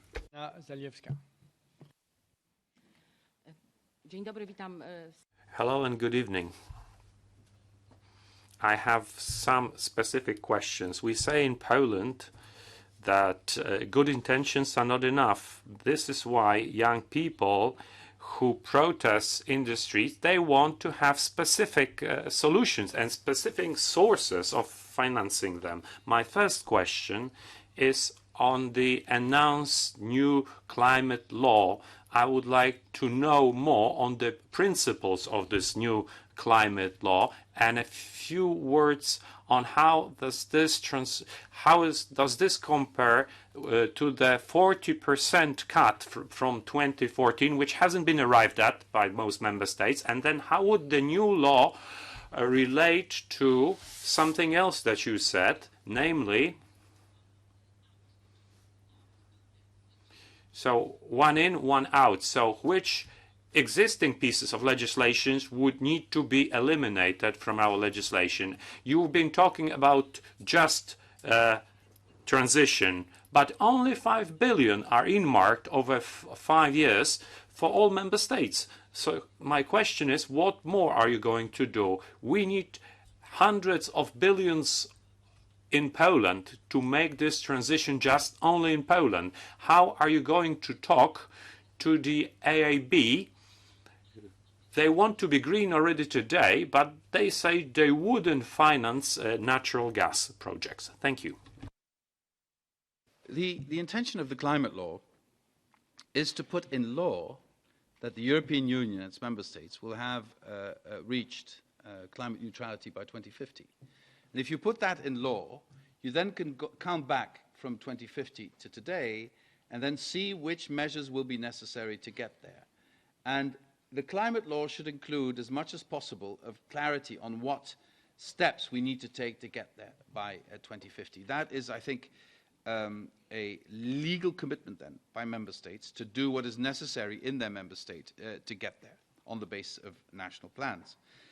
Then I believe this is something that will be an integral part of much of the policy mix in the next decades of the European Union. And I also believe also in Poland, there is massive support under the population to do something about climate change. There's a very strong feeling that we need to do this. You know, I'm really encouraged by the research done in Poland on this, and I'm also really encouraged by the way young people in Poland are mobilizing. You mentioned yourself, young people in Poland. They're really mobilizing on this issue, and I see this with great admiration.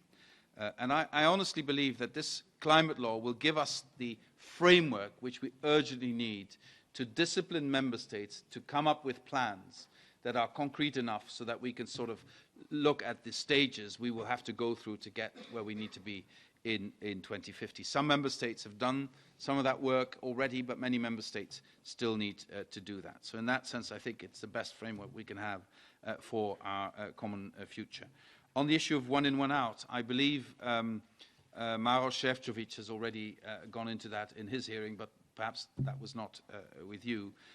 It is, of course, a global approach to the issue, that we want to do these things. As I said 5 years ago, this is about better regulation. It's not about deregulation. It's not about lowering standards. We want standards to be higher, not lower, but we also want to do this with a minimum of red tape, with a minimum of burden on those people who have to work with that legislation. I think we've made great strides in the last 5 years, but still, also thanks to the European Parliament helping us with an interinstitutional agreement on better lawmaking, but still there is room for improvement, and I think that's the way Maros Šefčovič explained it. But make no mistake, in this area we will need regulation. We will need, this is not something the market will take care of itself. Here we will need regulation, and we will need European regulation.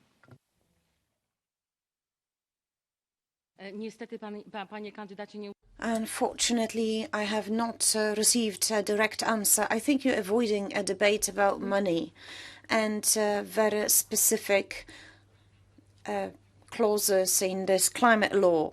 What I'm trying to say, what I'm trying to show is certain absurdity with which we have to deal on a daily basis. For instance, the mobility package is being closed as a process. I will not dwell on the details, how it was done. It had nothing to do with European solidarity and lawmaking. However, what was absolutely key, dear candidate, was that we will be actually enhancing emissions, because we will lead to a situation where big cars will have to drive back big lorries empty, just, at the whim of the European Parliament. Yes, I stand corrected. You had asked me a question about the money. The 4.8 billion is actually the money, the amount the European Parliament, I think, earmarked for this, if I'm not mistaken.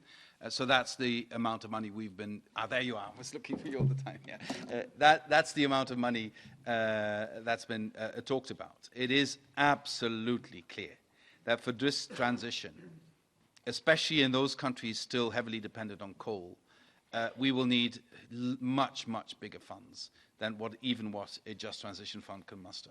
But it's also absolutely clear to me that there is no future in coal. So we will have to find a solution for that problem. And I think those areas heavily depending on the coal industry, whether it's in Poland or in Slovakia or in Spain or in Greece or in Germany, they have the right of European solidarity, because all of Europe profits if they make that transition. And I believe we will have to mobilize the funds. And we believe we have to also look at existing funds and retarget them to that goal. Have we not achieved miracles in Poland thanks to cohesion funds and structural funds and agricultural funds in the last 10 years? I think we have. Look at how Polish society has transformed itself. Look at the levels of economic growth. Other member states are jealous of those levels of economic growth. Let's put that to good use for the future of young Poles as well. And Poland will have to make this transition out of the coal. And it's going to be painful. But the rest of Europe should say, we stand by your side in this, and we will help you in this, and we will make sure you have the funds to make that transition. And this is coming straight from the heart as a grandson of 2 coal miners. I saw what can happen if it isn't done right. Thank you. For EPP, Angelika Niebler. Thank you, Chairman.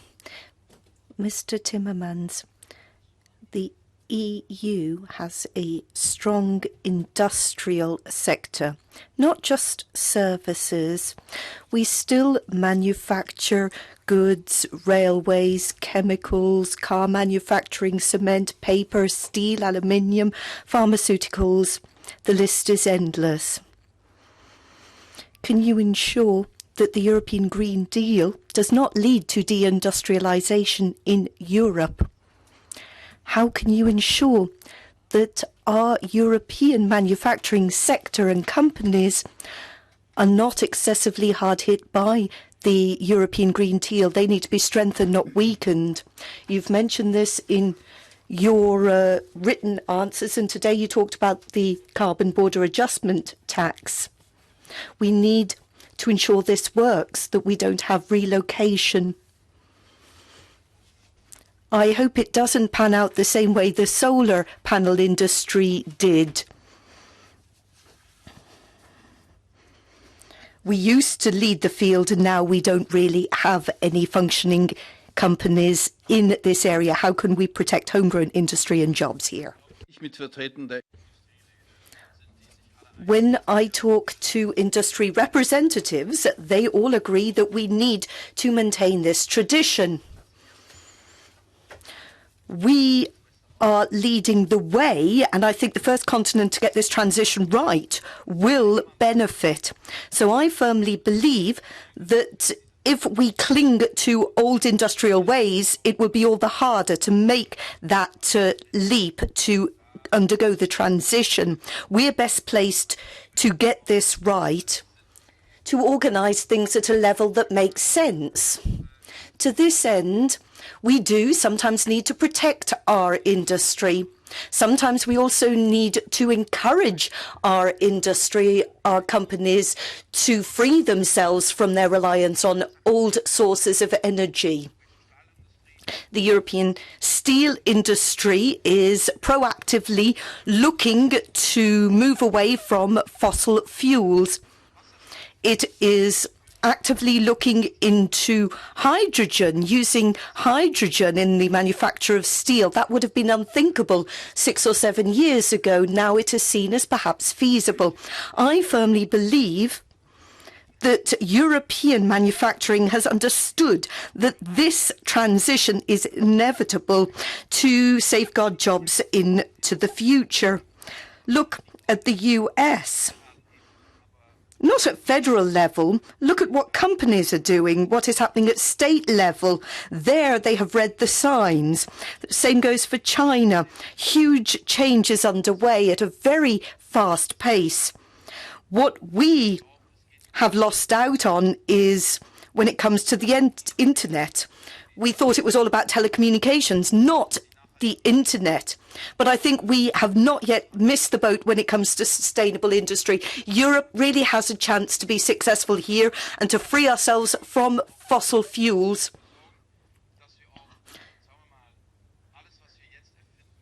We need to look at focusing innovation on 5G, for example, ensure that our car manufacturing industry is no longer reliant on old engines. We need to look at rapidly improving our infrastructure. Look at the railways. There is a huge task at hand there, but that's all good for European industry if we get this right. I am confident that we can get this right. I firmly believe that there is no alternative anywhere around the world. The quickest off the mark here will be most successful. That's been proven in all studies. This will lead to more growth in Europe if we get this transition through quickly. Thank you. You are very optimistic. That is laudable. I hope we will be successful.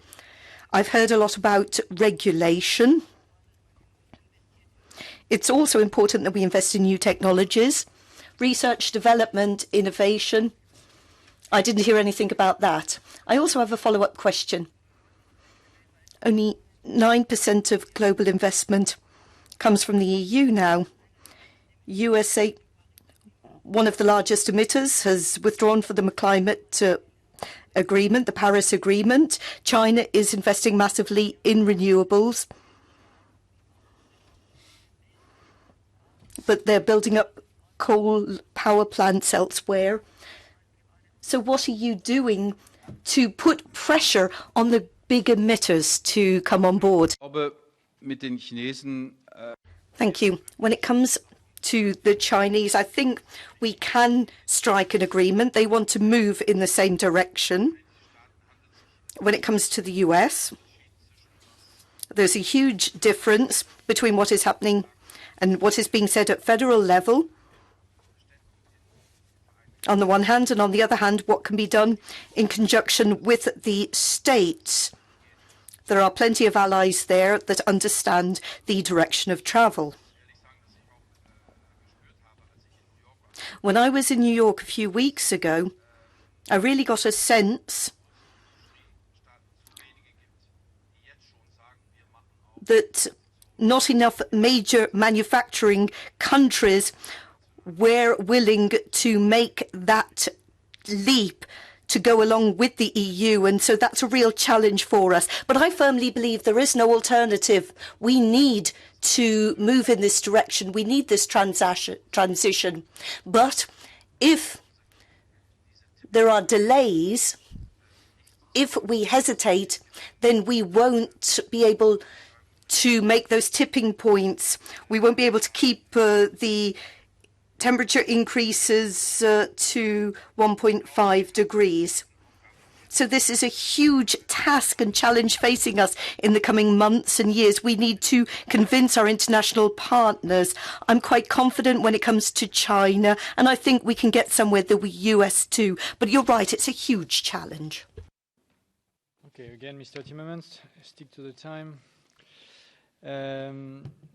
Question for Renew, Jan Huitema. Ja, dank u wel. Thank you very much, Chairman. Good evening, Mr. Timmermans. We've talked a lot about legislation and budget, but previous speaker was talking about innovation. We haven't talked about that. It's extremely important that we come up with new ideas that maybe don't exist at the moment that could provide a solution for our climate goals and environment goals. And what I see all too often in practice is old legislation, maybe 20, 30 years old, or rules that you have that aren't completely clear and that seem to be conflictual. And what I think is also necessary is in the EU, we need to have a more margin to experiment with new ideas and innovation. So my question to you is, how are you going to make sure that the innovation climate in the European Union is going to be enhanced, above all for startups and SMEs? Another question is, maybe you've got some taboos on certain innovations, for example, nuclear or nuclear technologies. Geen taboes. No, I don't have any taboos. But to have solid science behind everything. And nuclear energy, there's a lot of money being ploughed into safety, for example, still. We have a European undertaking, as I'm sure you're aware. I'm not sure if you are saying there's a tension between legislation on the one side and innovation on the other. Do you really believe that in the car industry there's less innovation, or there's so little innovation over the past years if legislation was countering that? No, I don't think that's the case. I think we have given all sorts of boosts to innovation there and really sped up something that should have started a long time ago. Legislation and standard setting can help stimulate innovation.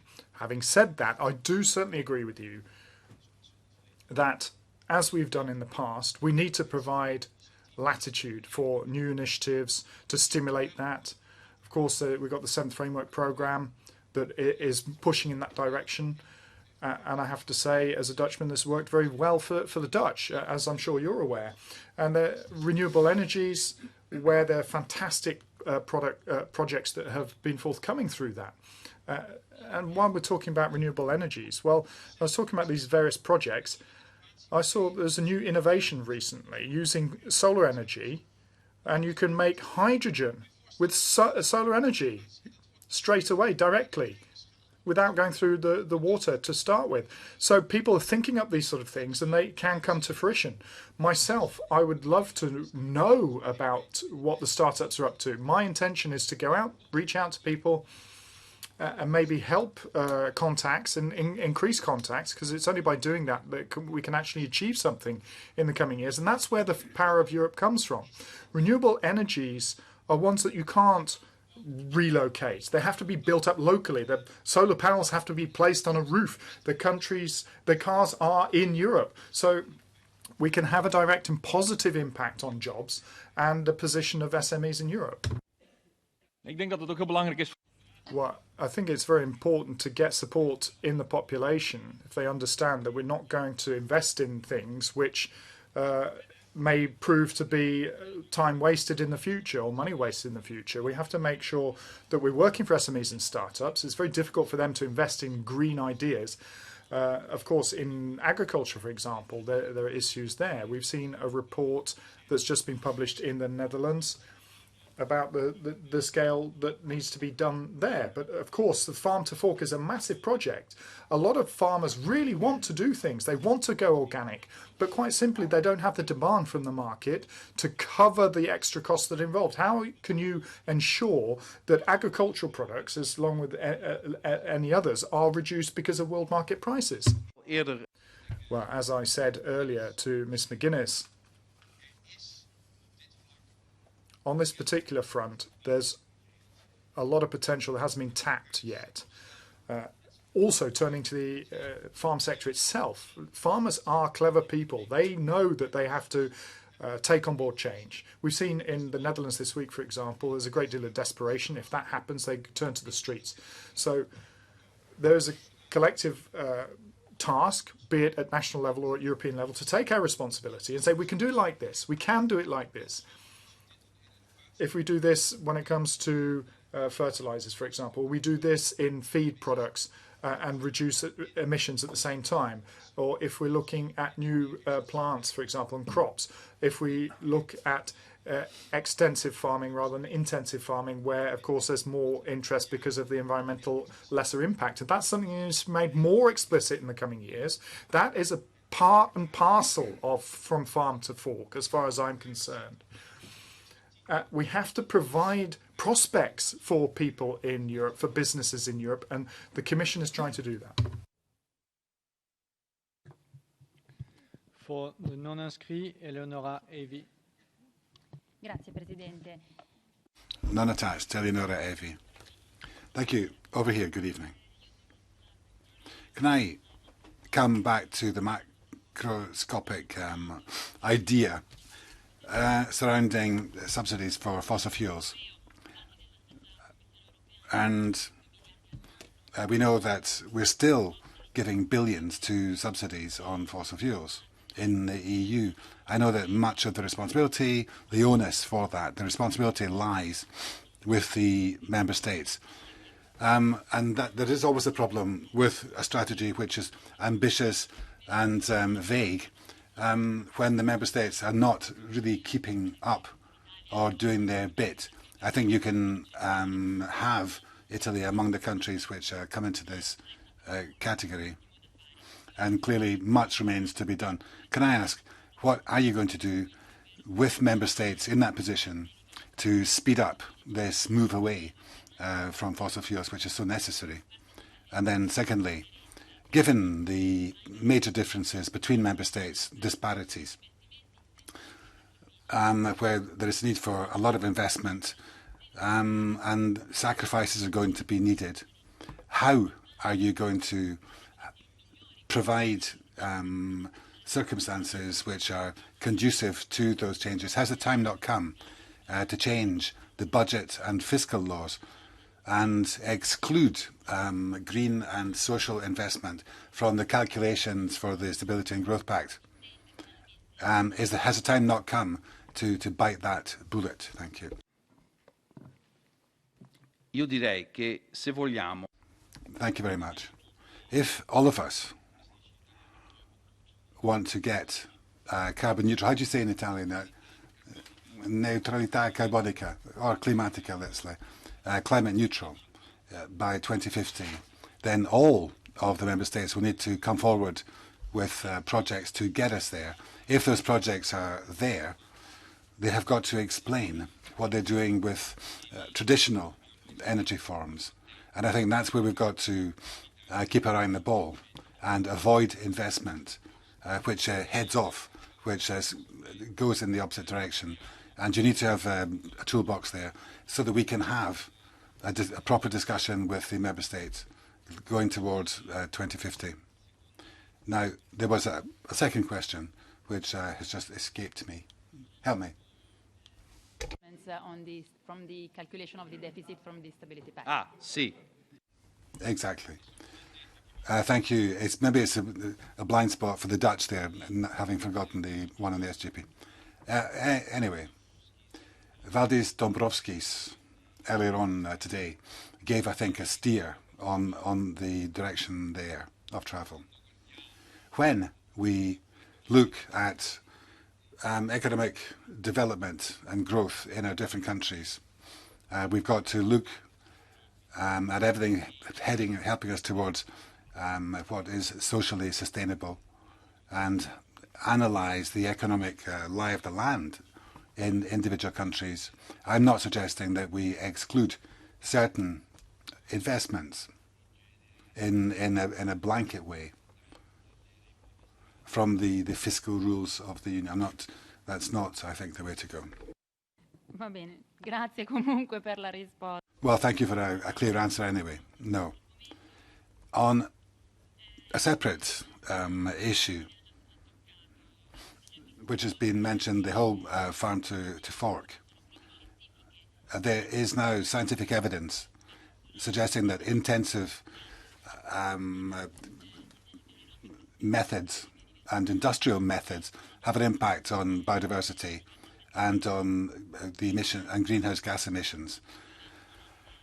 Now, coming back to the financial side, are we going to continue to put public money into encouraging or funding intensive farming?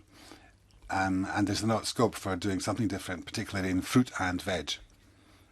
Thank you. This is an argument one hears from the farmers themselves and from the growers themselves. It's something which really has come from them. I think what we have to do is look at the common agriculture policy against that backdrop.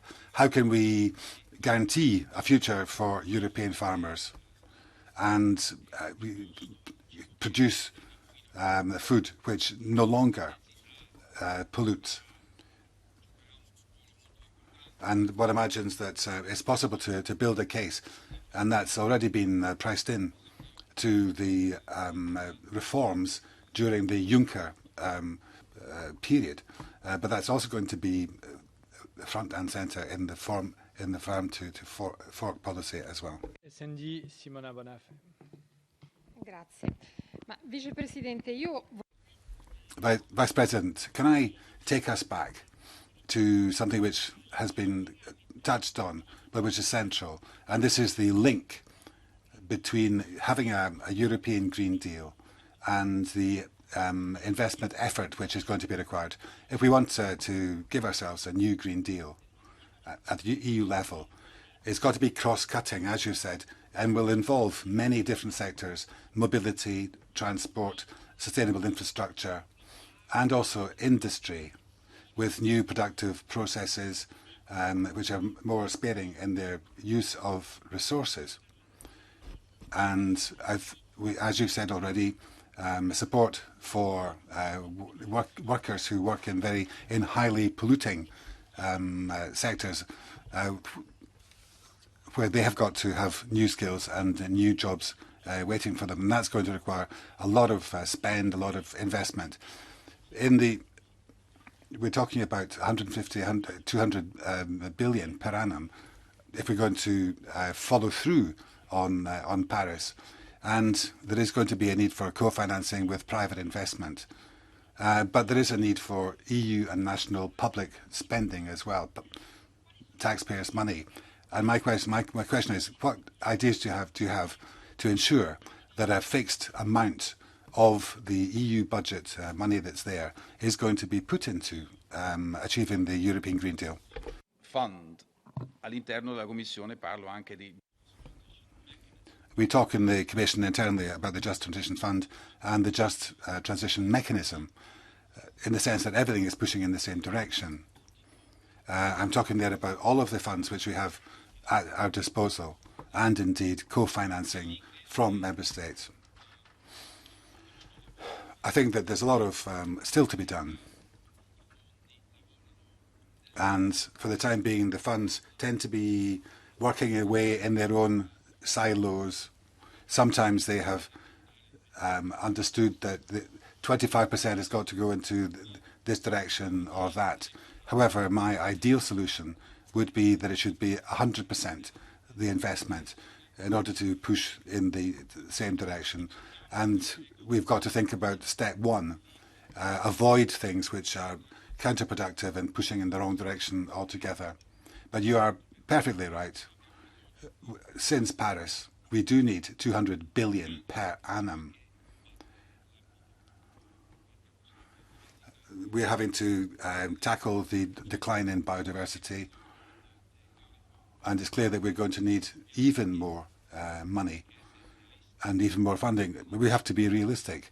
The total quantum of the multi-annual MFF is not going to be much more than what the Commission has been asking for and what the Parliament's wanting. It's going to be very hard. We'll have to really bring to bear our powers of persuasion on the Member States and on Council, because we're talking here about a course correction, and we've got to make a case that we are proceeding in a concerted fashion in a particular direction. I think that has got some powers of conviction itself. Mrs. Bonifay, thank you very much for that reply.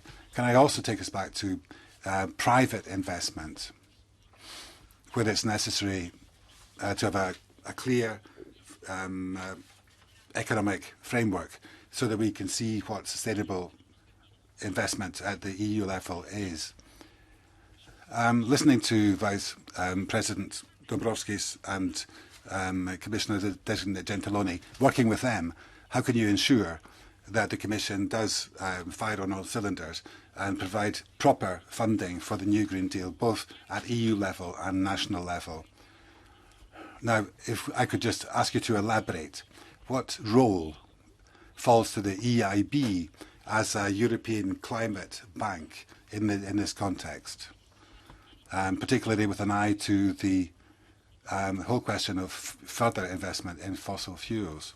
Letto con attenzione quello che... I read closely to what Paolo Gentiloni was saying here, and also Valdis Dombrovskis earlier today, and they're all heading in the same direction, and we are working hand in hand. There is clearly a desire to get going, and there is forward movement in a particular direction, and we are going to try to demonstrate to Parliament that this has mileage in it. This is possible. I've talked to the President of the EIB, and he is also very committed to that direction. And I believe that after the successes of the Juncker plan, the bank, the EIB, is prepared to spell out how it's going to process the investment which is required to head off there, and to find ways for Member States to wean off the non-future oriented energy sources.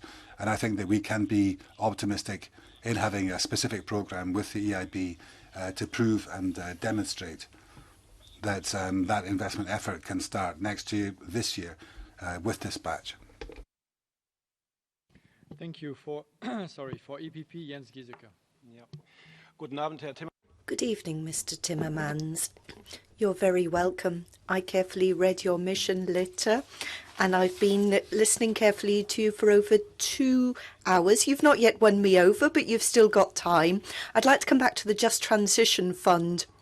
You would like €1 trillion to be invested over a decade. We need to face facts in politics. Member States are only willing to pay in 1%. So will you be able to win over the ladies and gentlemen in Council, get them to invest money? Now, I'm a member of the Committee on Transport, and we tend to look at policies in terms of taxation on aviation, maritime, the excess burden. So what about refinancing? If you take money away from this international sector, then where will the money go? Can you ensure investment, or will you just take this money away and beef up your own budget? So when it comes to these sectors, I think it's very important that we beef up the innovation potential in maritime and aviation sectors. That's very important for the Committee on Transport. When it comes to what happens to the money, we'll have to talk to the Member States. We'll have to decide whether that flows into the EU budget or is returned to the Member States. I feel that it would make sense to use the monies gathered to make improvements in those sectors. I can't understand an approach whereby you would assume that maritime and aviation is already so heavily burdened that you had to tread carefully. How could you explain to citizens that when they drive their cars or take the train, then these sectors have to stump up money, but no taxes levied on kerosene. That is not acceptable. We need to try to be a bit more honest when it comes to our taxation approach here. This would be in the interests of society as a whole. I hope that you also noted what I said at the beginning. We are not looking to wrench people away from their cars, but ensure that they drive clean cars. And we can get there in Europe over the coming years. Same goes to shipping. Have you seen how polluting the maritime sector is? I hope that we can work via the IMO, but if not, we need to do something at EU level. Have you seen what happens in Hamburg when a ship docks there? It could be a cruise ship or any other type of vessel, but these really do pollute the environment there. We need to prevent that happening in future, and I hope we can agree on that. I'm sure we can agree on that, and the same would go for Amsterdam, Hanover. We want innovation, but we need to make sure that the money is there to achieve that. Now, I'd like to come back to Esther de Lange's question in the very beginning. You were a team player. You wanted to work with Mrs. Vestager, but you seem to be going it alone when it comes to transport. You know that Romania is looking for a transport commissioner, or do you plan to take on this by yourself? Are you going to be a team player or go it alone here? In recent years, I think I've shown that I am a team player. Perhaps I should remind you that everything that I'm saying here has been drawn from statements delivered by Mrs. von der Leyen. Perhaps you've forgotten that. No? Good.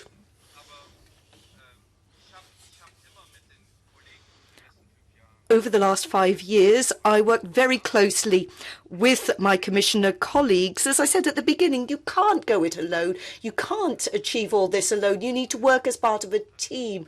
Under Ursula von der Leyen's leadership, we will work together. I will need the commissioners to work with me. We need to pull in the same direction. Same goes for transport, farming, energy, environment. We all need to coordinate our efforts, and that's part of my job. I will strive to work with my colleagues in the same way I have done over the last 5 years.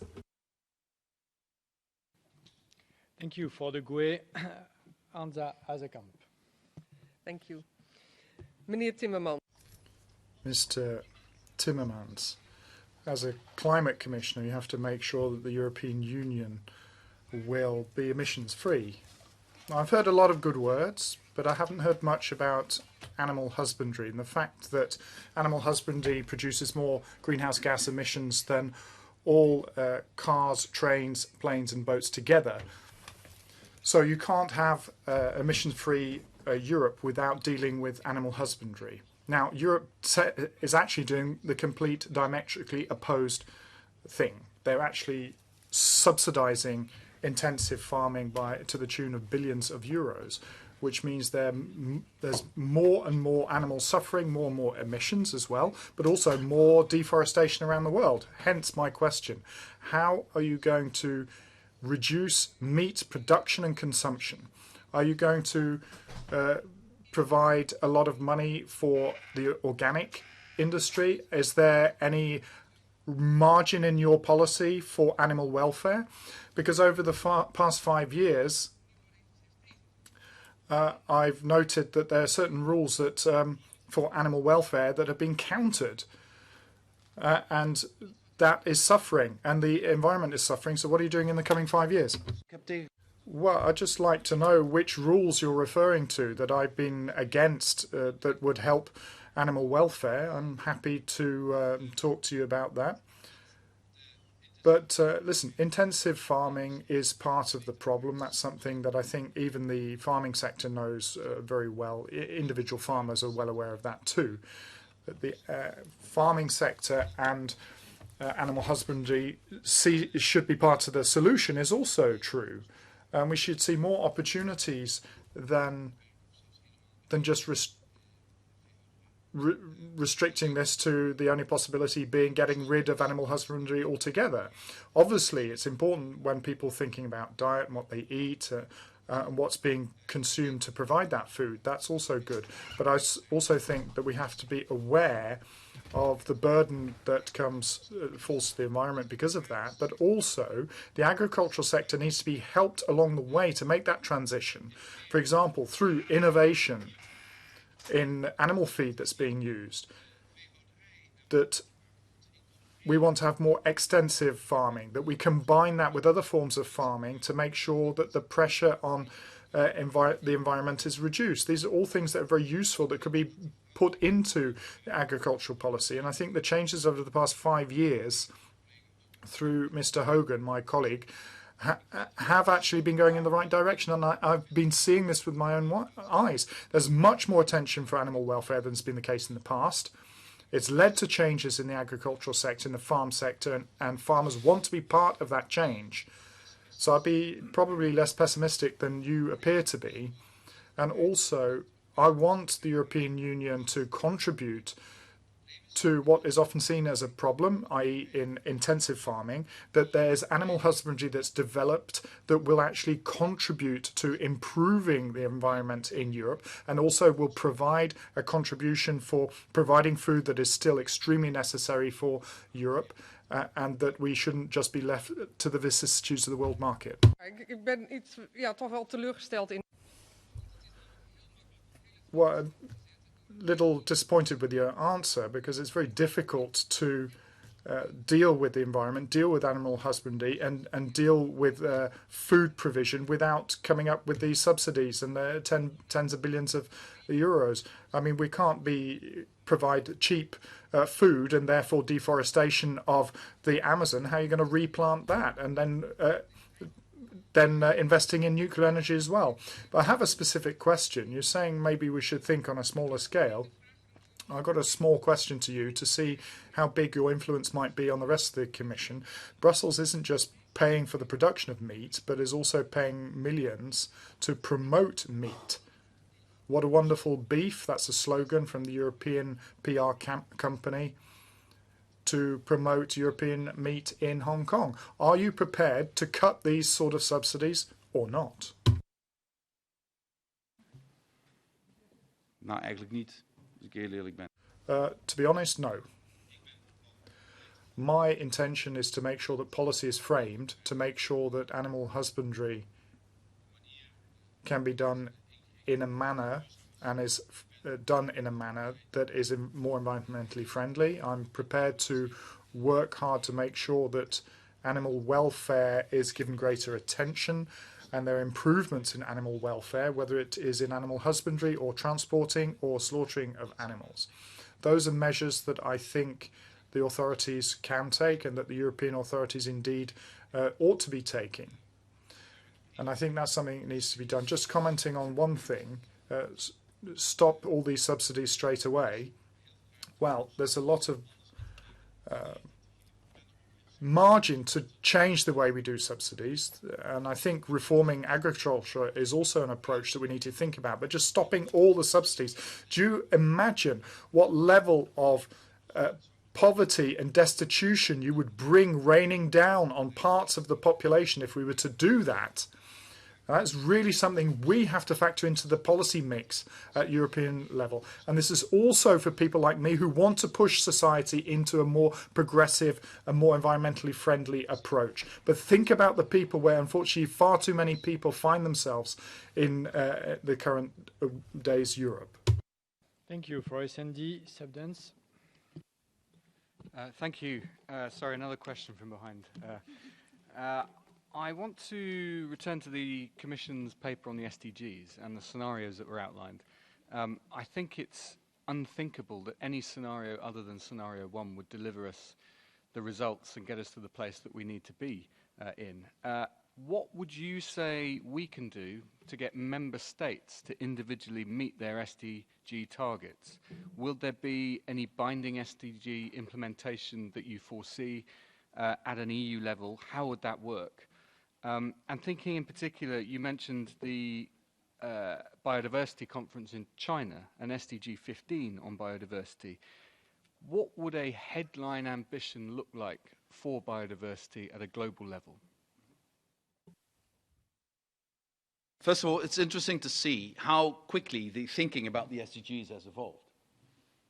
I remember the difficulties I had to get this document done in the Commission and even to get the 3 scenarios in. But now, nobody seems to be talking about anything else but the first scenario, which I welcome very much.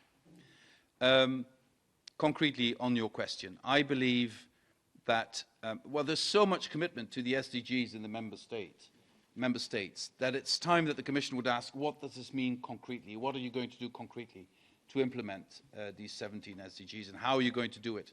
What is, in the different areas, your plan? And I believe that if we want to be successful in the next conferences, whether it's already in Chile and in Glasgow and in China in October next year, we have to start becoming more concrete on these issues. And especially the problem with biodiversity, and there, you know, I've asked some scientific advice, and I said it again 2 weeks ago in New York. The problem is, what is your benchmark? How do you quantify? With emissions, it's easy, relatively easy. But with biodiversity, it's scientifically far more complicated. And what I want to do is to engage with the scientific community to make sure that we're able to find some benchmarks we can then devise our policies upon. And I think we need to do this before we go to Beijing. Thank you. Yes, I'm pleased you said that, because I think one of the reasons we're missing current biodiversity targets is because we don't have that tangible goal. Would you say that in terms of a domestic agenda, in terms of the Union, that giving DG Klima more of a say over the first pillar of the CAP would be a sensible way of ensuring that we in the EU, notwithstanding that we don't know what that headline goal will be, that we in the EU meet our diversity targets? I think it would be sensible to, as a Commission, to discuss the division between what we put in the first pillar and the second pillar. And I believe if you look at the difference in numbers, if you really want European agriculture to move in the direction we want it to move, the second pillar should have more room to maneuver than we have now in the first pillar. So I would like to have a discussion about the correspondence between the 2 pillars, and if we could not create a situation where we help the agricultural sector to make these structural changes through an increased possibility for the second pillar.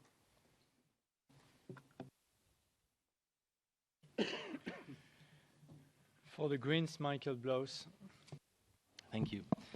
Mr. Timmermans, you said you want more research, but we have the research already. It's here. It's the IPCC report for the 1.5 degree goal, and it's very, very clear.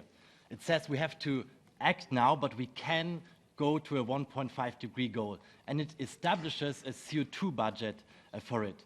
And calculations of today show that we have around 8 years' time to reach the 1.5. In 8 years, this CO2 budget is gone.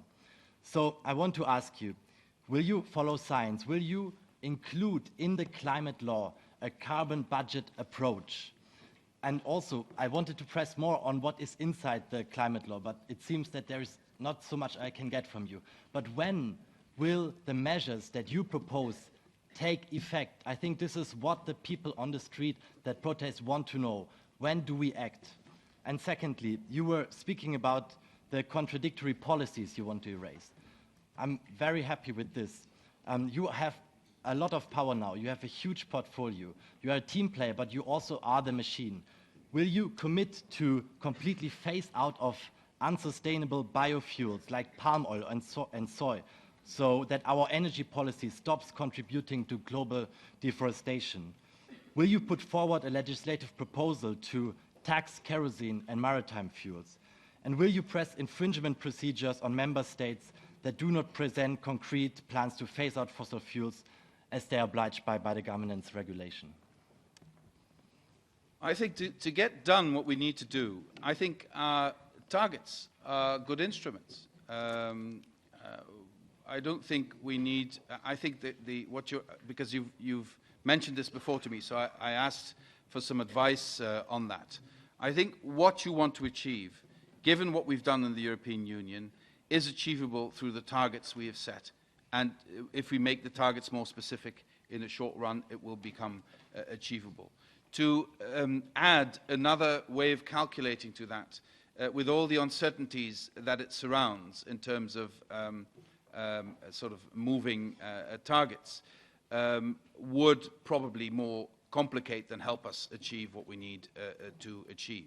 Now, the second part of your question is about what I will enforce in terms of removing contradictions in the policies we have.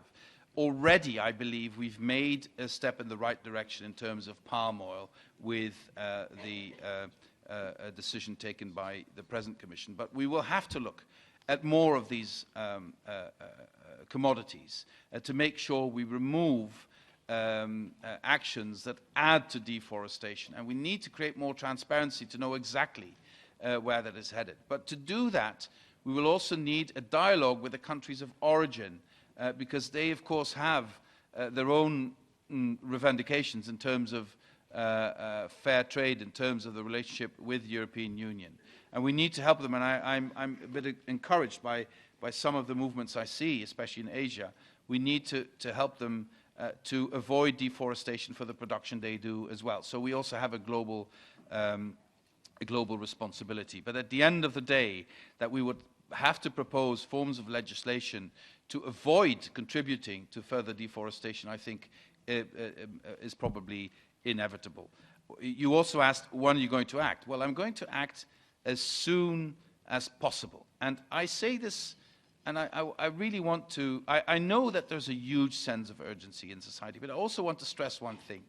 If we shoot from the hip and we get it wrong, we discredit everything we do. That is my experience of the last 5 years. So if we really want to have this transformational change, and we want legislation that does that, we need to be well prepared and do all the preparation and do all the impact assessment that we need to do. That will give us far more credibility and far more possibility to act. But when you ask me when, I say to you, as soon as I can get it ready. Thank you. At least that was the answer to the CO2 budget. Another scientific approach is taken by the German Environmental Agency. They calculated that the cost of 1 ton CO2 for the whole society is 180 euro.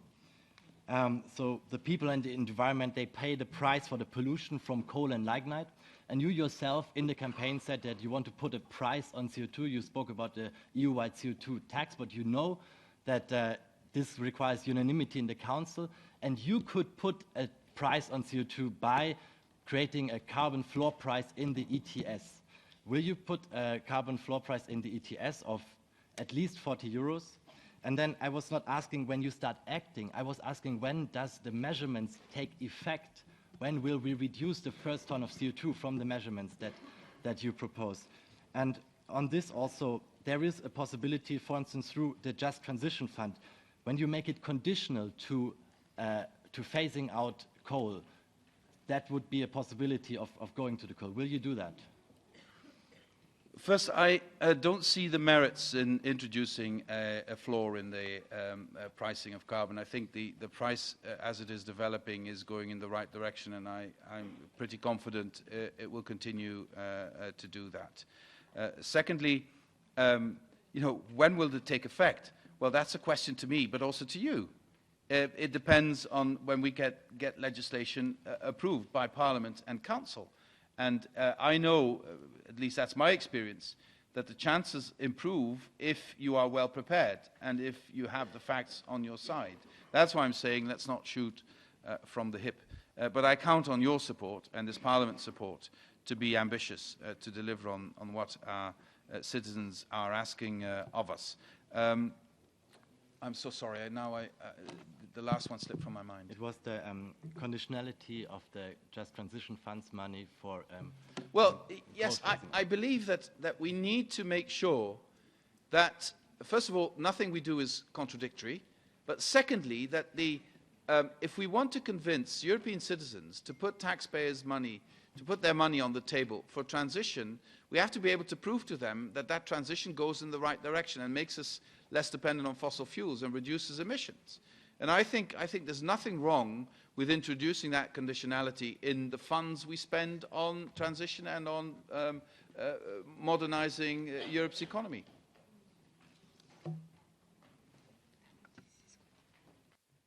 Thank you. For Renew, Andreas Gluck.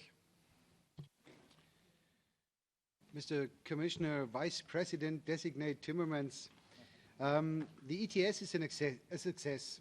All sectors being part of the ETS have been reached their individual goals. The sectors not being part of the ETS are struggling. At present, there are discussions whether to extend the ETS or not. Also, the ETS guarantees a decreasing amount of CO2 emissions as the number of certificates is getting less year by year. By the way, this is an advantage we would not have with a CO2 tax. A further advantage is the fact that it does not dictate which technological solution will be implemented. The ETS is a technology-open, economical approach to the challenge of global warming. And in my belief, if we really want to have success in fighting global warming, then ecology and economy have to go hand in hand. But as we have only one climate worldwide, further action is needed in the EU, but as well in the rest of the world. We've been already talking about a carbon border tax. But what do you think about the idea of an expansion of the ETS to third countries outside of the EU who would want to take part and who could thereby avoid such a carbon border tax? And if you agree to this idea, what do you think, which countries would you consider as suitable to participate? Canada, California, whatever. I think it's always a good idea, because we will be put before a choice at some point. How do we make sure that we are not punished for the steps we take in terms of getting competition at lower prices from countries where they don't take the measures that are necessary? And then basically you have two choices. Either you convince the countries to do the same thing and then tell to them, if you take part in ETS, if you put a price on carbon, if you reduce emissions, if you do all that, of course you'll be our trading partner, and we don't need to correct the difference in carbon footprint with a fiscal measure at the border. If you don't want to do that, then we're very sorry, we have no other option but to correct this difference in carbon footprint at the border with tax. I think this is an interesting proposition, and I do believe this is WTO conform.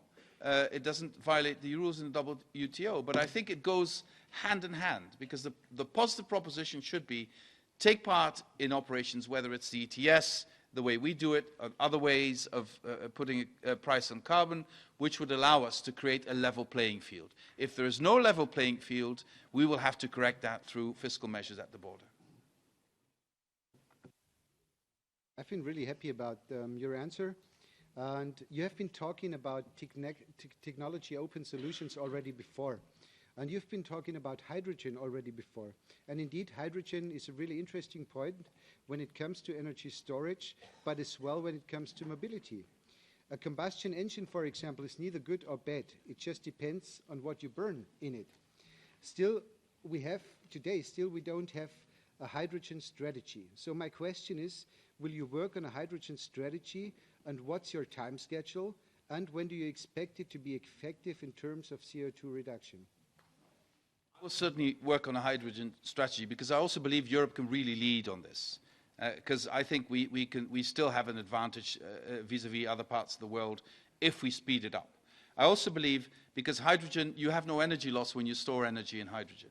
You also, just if in my dreams, I would create a partnership with Africa, especially North Africa, and we would help install huge capacity of solar energy in Africa and transform that energy into hydrogen, and then transport that hydrogen to other parts of the world and Europe through existing means we already have. It is not that difficult to change the pipelines where you now use for gas into hydrogen. It's not that difficult to use LNG terminals for hydrogen. This is my dream of the future energy, because let's not kid ourselves. If we don't incorporate perspective for North Africa or Africa in all of this, we will be weakened from that side as well. So hydrogen, I think, could be a huge opportunity for our economy. You know, if people in the steel industry are already saying now, we could create a situation where hydrogen could be the fuel to have a competitive steel industry, I think these are huge opportunities we should try and use to the maximum possible. Thank you. Last question for your hearing, Mr. Timmermans from Peter Lise. Thank you, Chair. Thank you, Mr. Timmermans. As some other colleagues, I'm not 100% happy. Your answers on agriculture and aviation ETS could be better, but thank you very much for your commitments, and I like very much your readiness to work with Valdis Dombrovskis on the industry issue. This is needed. And I very much support your line that you really follow Ursula von der Leyen's speech on the target. We want at least 50%, and we want to go to 55%, but some conditions has to be met. And we speak a lot about science. The science doesn't respect borders. So your main task will be to convince other partners in the world to do more. And we spoke a lot about Greta. Greta is not in Europe. I don't ask you to sail to the United States, but I ask you to spend a lot of time and to dedicate a lot of staff to convincing third countries. Are you ready to do this? And what exactly will you do to convince the other member states to do what Europe is doing, increasing the NDC? Well, I believe that, as I said in my introduction, that a big chunk of what I need to do internationally is to convince others to go in the same direction. Now, I have to say, even those who declare that they don't want to or that they don't think it should be done with the speed that is necessary, are making plans or are transforming, or their industry is already taking the measures to transform. So I'm not that pessimistic. The thing what is lacking mostly is political will. So if that is the biggest stumbling block, then political engagement, international negotiations, try to convince, showing examples at work, also making, sort of offers, like I said before, that if we have a level playing field, trade can increase. If you don't want a level playing field, it will have consequences for our relations. These things, I think, could work. And let's not forget that in other parts of the world, what is happening is coming as a shock to everyone. What is happening in our climate, this erratic weather we're seeing, what is happening in many of our inner cities. Go to China, look at the inner cities. You're suffocating there if they don't take drastic measures. What is happening with our biodiversity? I mean, just let it sink in that out of 8 million species on Earth, 1 million could disappear. I mean, this all warrants very active international action. And I know you're absolutely right to point to that necessity, but I want to caution for those who are saying, but you're not saying this, I know where you're coming from, but others are saying, because we're only 9% of the emissions, others should be acting first before us. I don't think it works like that. I think it works like if we can show that it works, if we can show that it helps our industry innovate, if we can show that it creates jobs and better jobs, then it will be the most convincing argument to get others to tag along. And I would want to invest a lot in that, but also into those players, whether they're in industry or in regional and local government in the United States and elsewhere, who do believe in this and who do take measures in this. And let me come back to the pact I want to have also in our society. Everyone needs to be part of this. If this is something that is perceived as imposed from Brussels or from Berlin or from elsewhere, it will not happen. But if people feel they have a stake in this and a say in this and they have an influence in this, I think we can make this happen. And that I will never be able to fully satisfy conservatives, I think I see as a compliment. Thank you very much.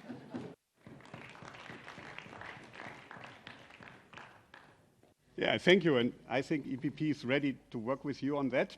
But you mentioned also people inside Europe, but I think also people outside Europe. We will be more easily able to be convinced if we don't speak only about regulation and rules. So that's why, and also you were not so clear on one in, one out. Isn't it a good idea to identify some rules that hinder people that want to invest in clean technologies?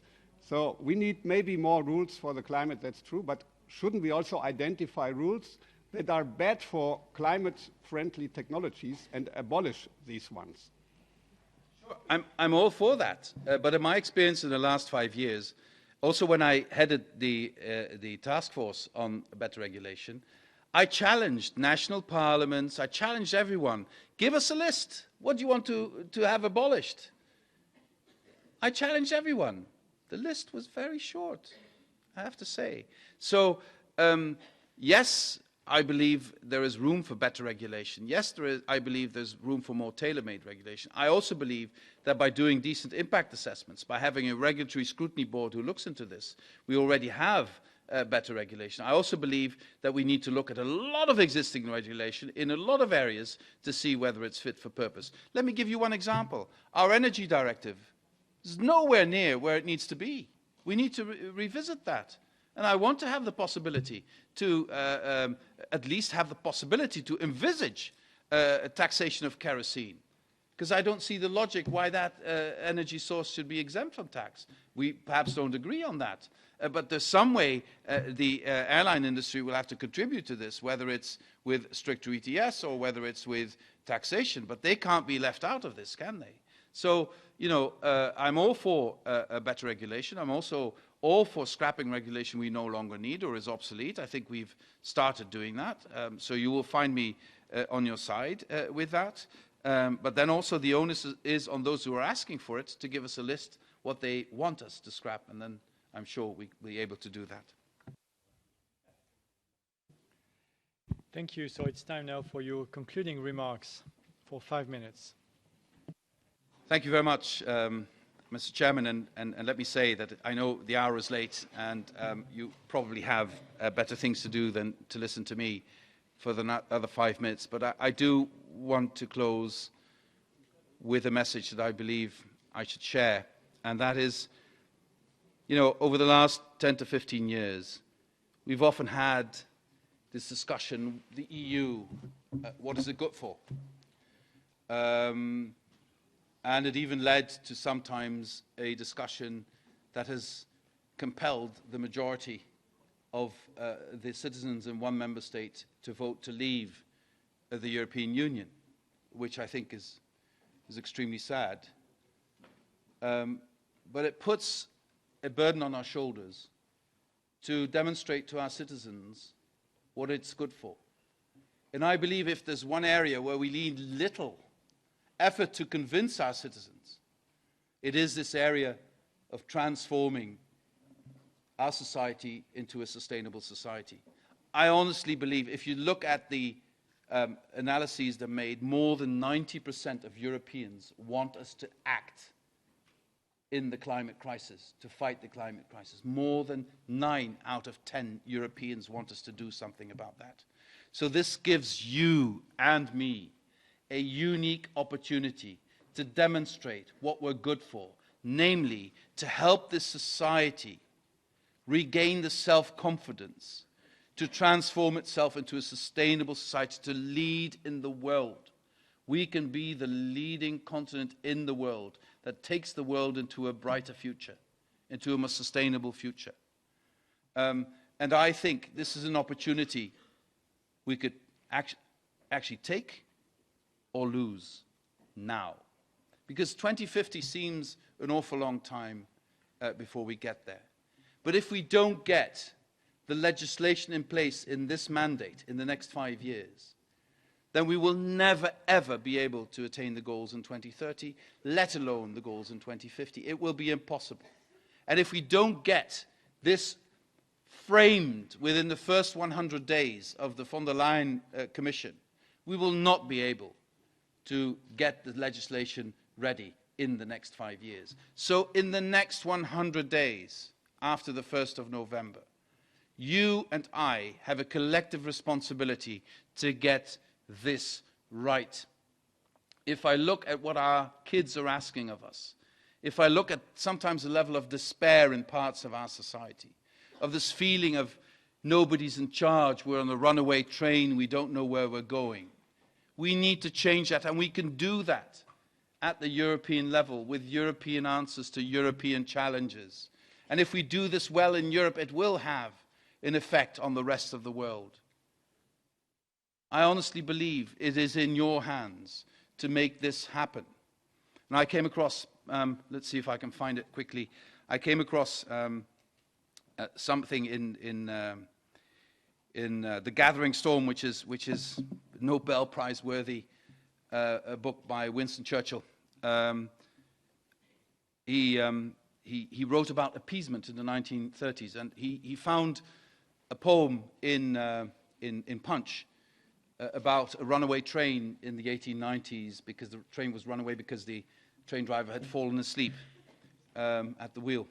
And the poem ends like this: "For the pace is hot, and the points are near, and sleep hath deadened the driver's ear, and signals flash through the night in vain. Death is in charge of the clattering train." We should never let it come to that. We should show that this train has a driver, and the driver is listening to the European population. The driver knows where we need to go, and the driver charts a map that will take us there. This is your task. I will try and do my best to make this task possible for all of us. And I believe if we do this collectively, we can charter a future for Europe that our children will be proud of. Thank you very much.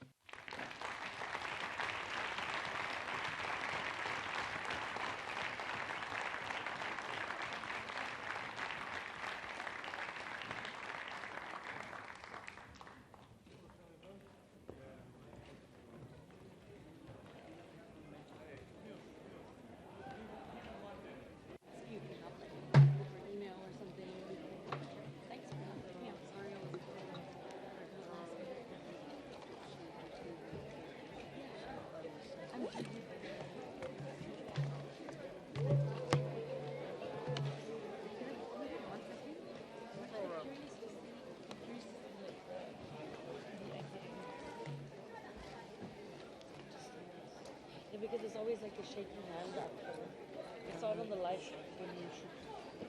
Because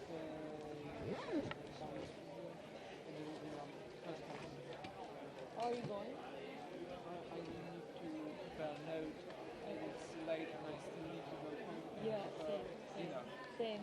So can I add you on Facebook?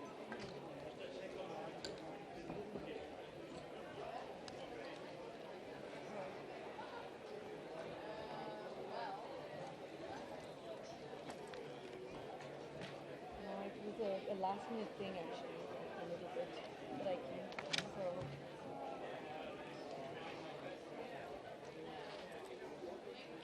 So everyone's like, because in Maria Gabrielle, everyone was shaking my hand for a long time, but I think it's different here, maybe because we're used to it. We've been in the parliament.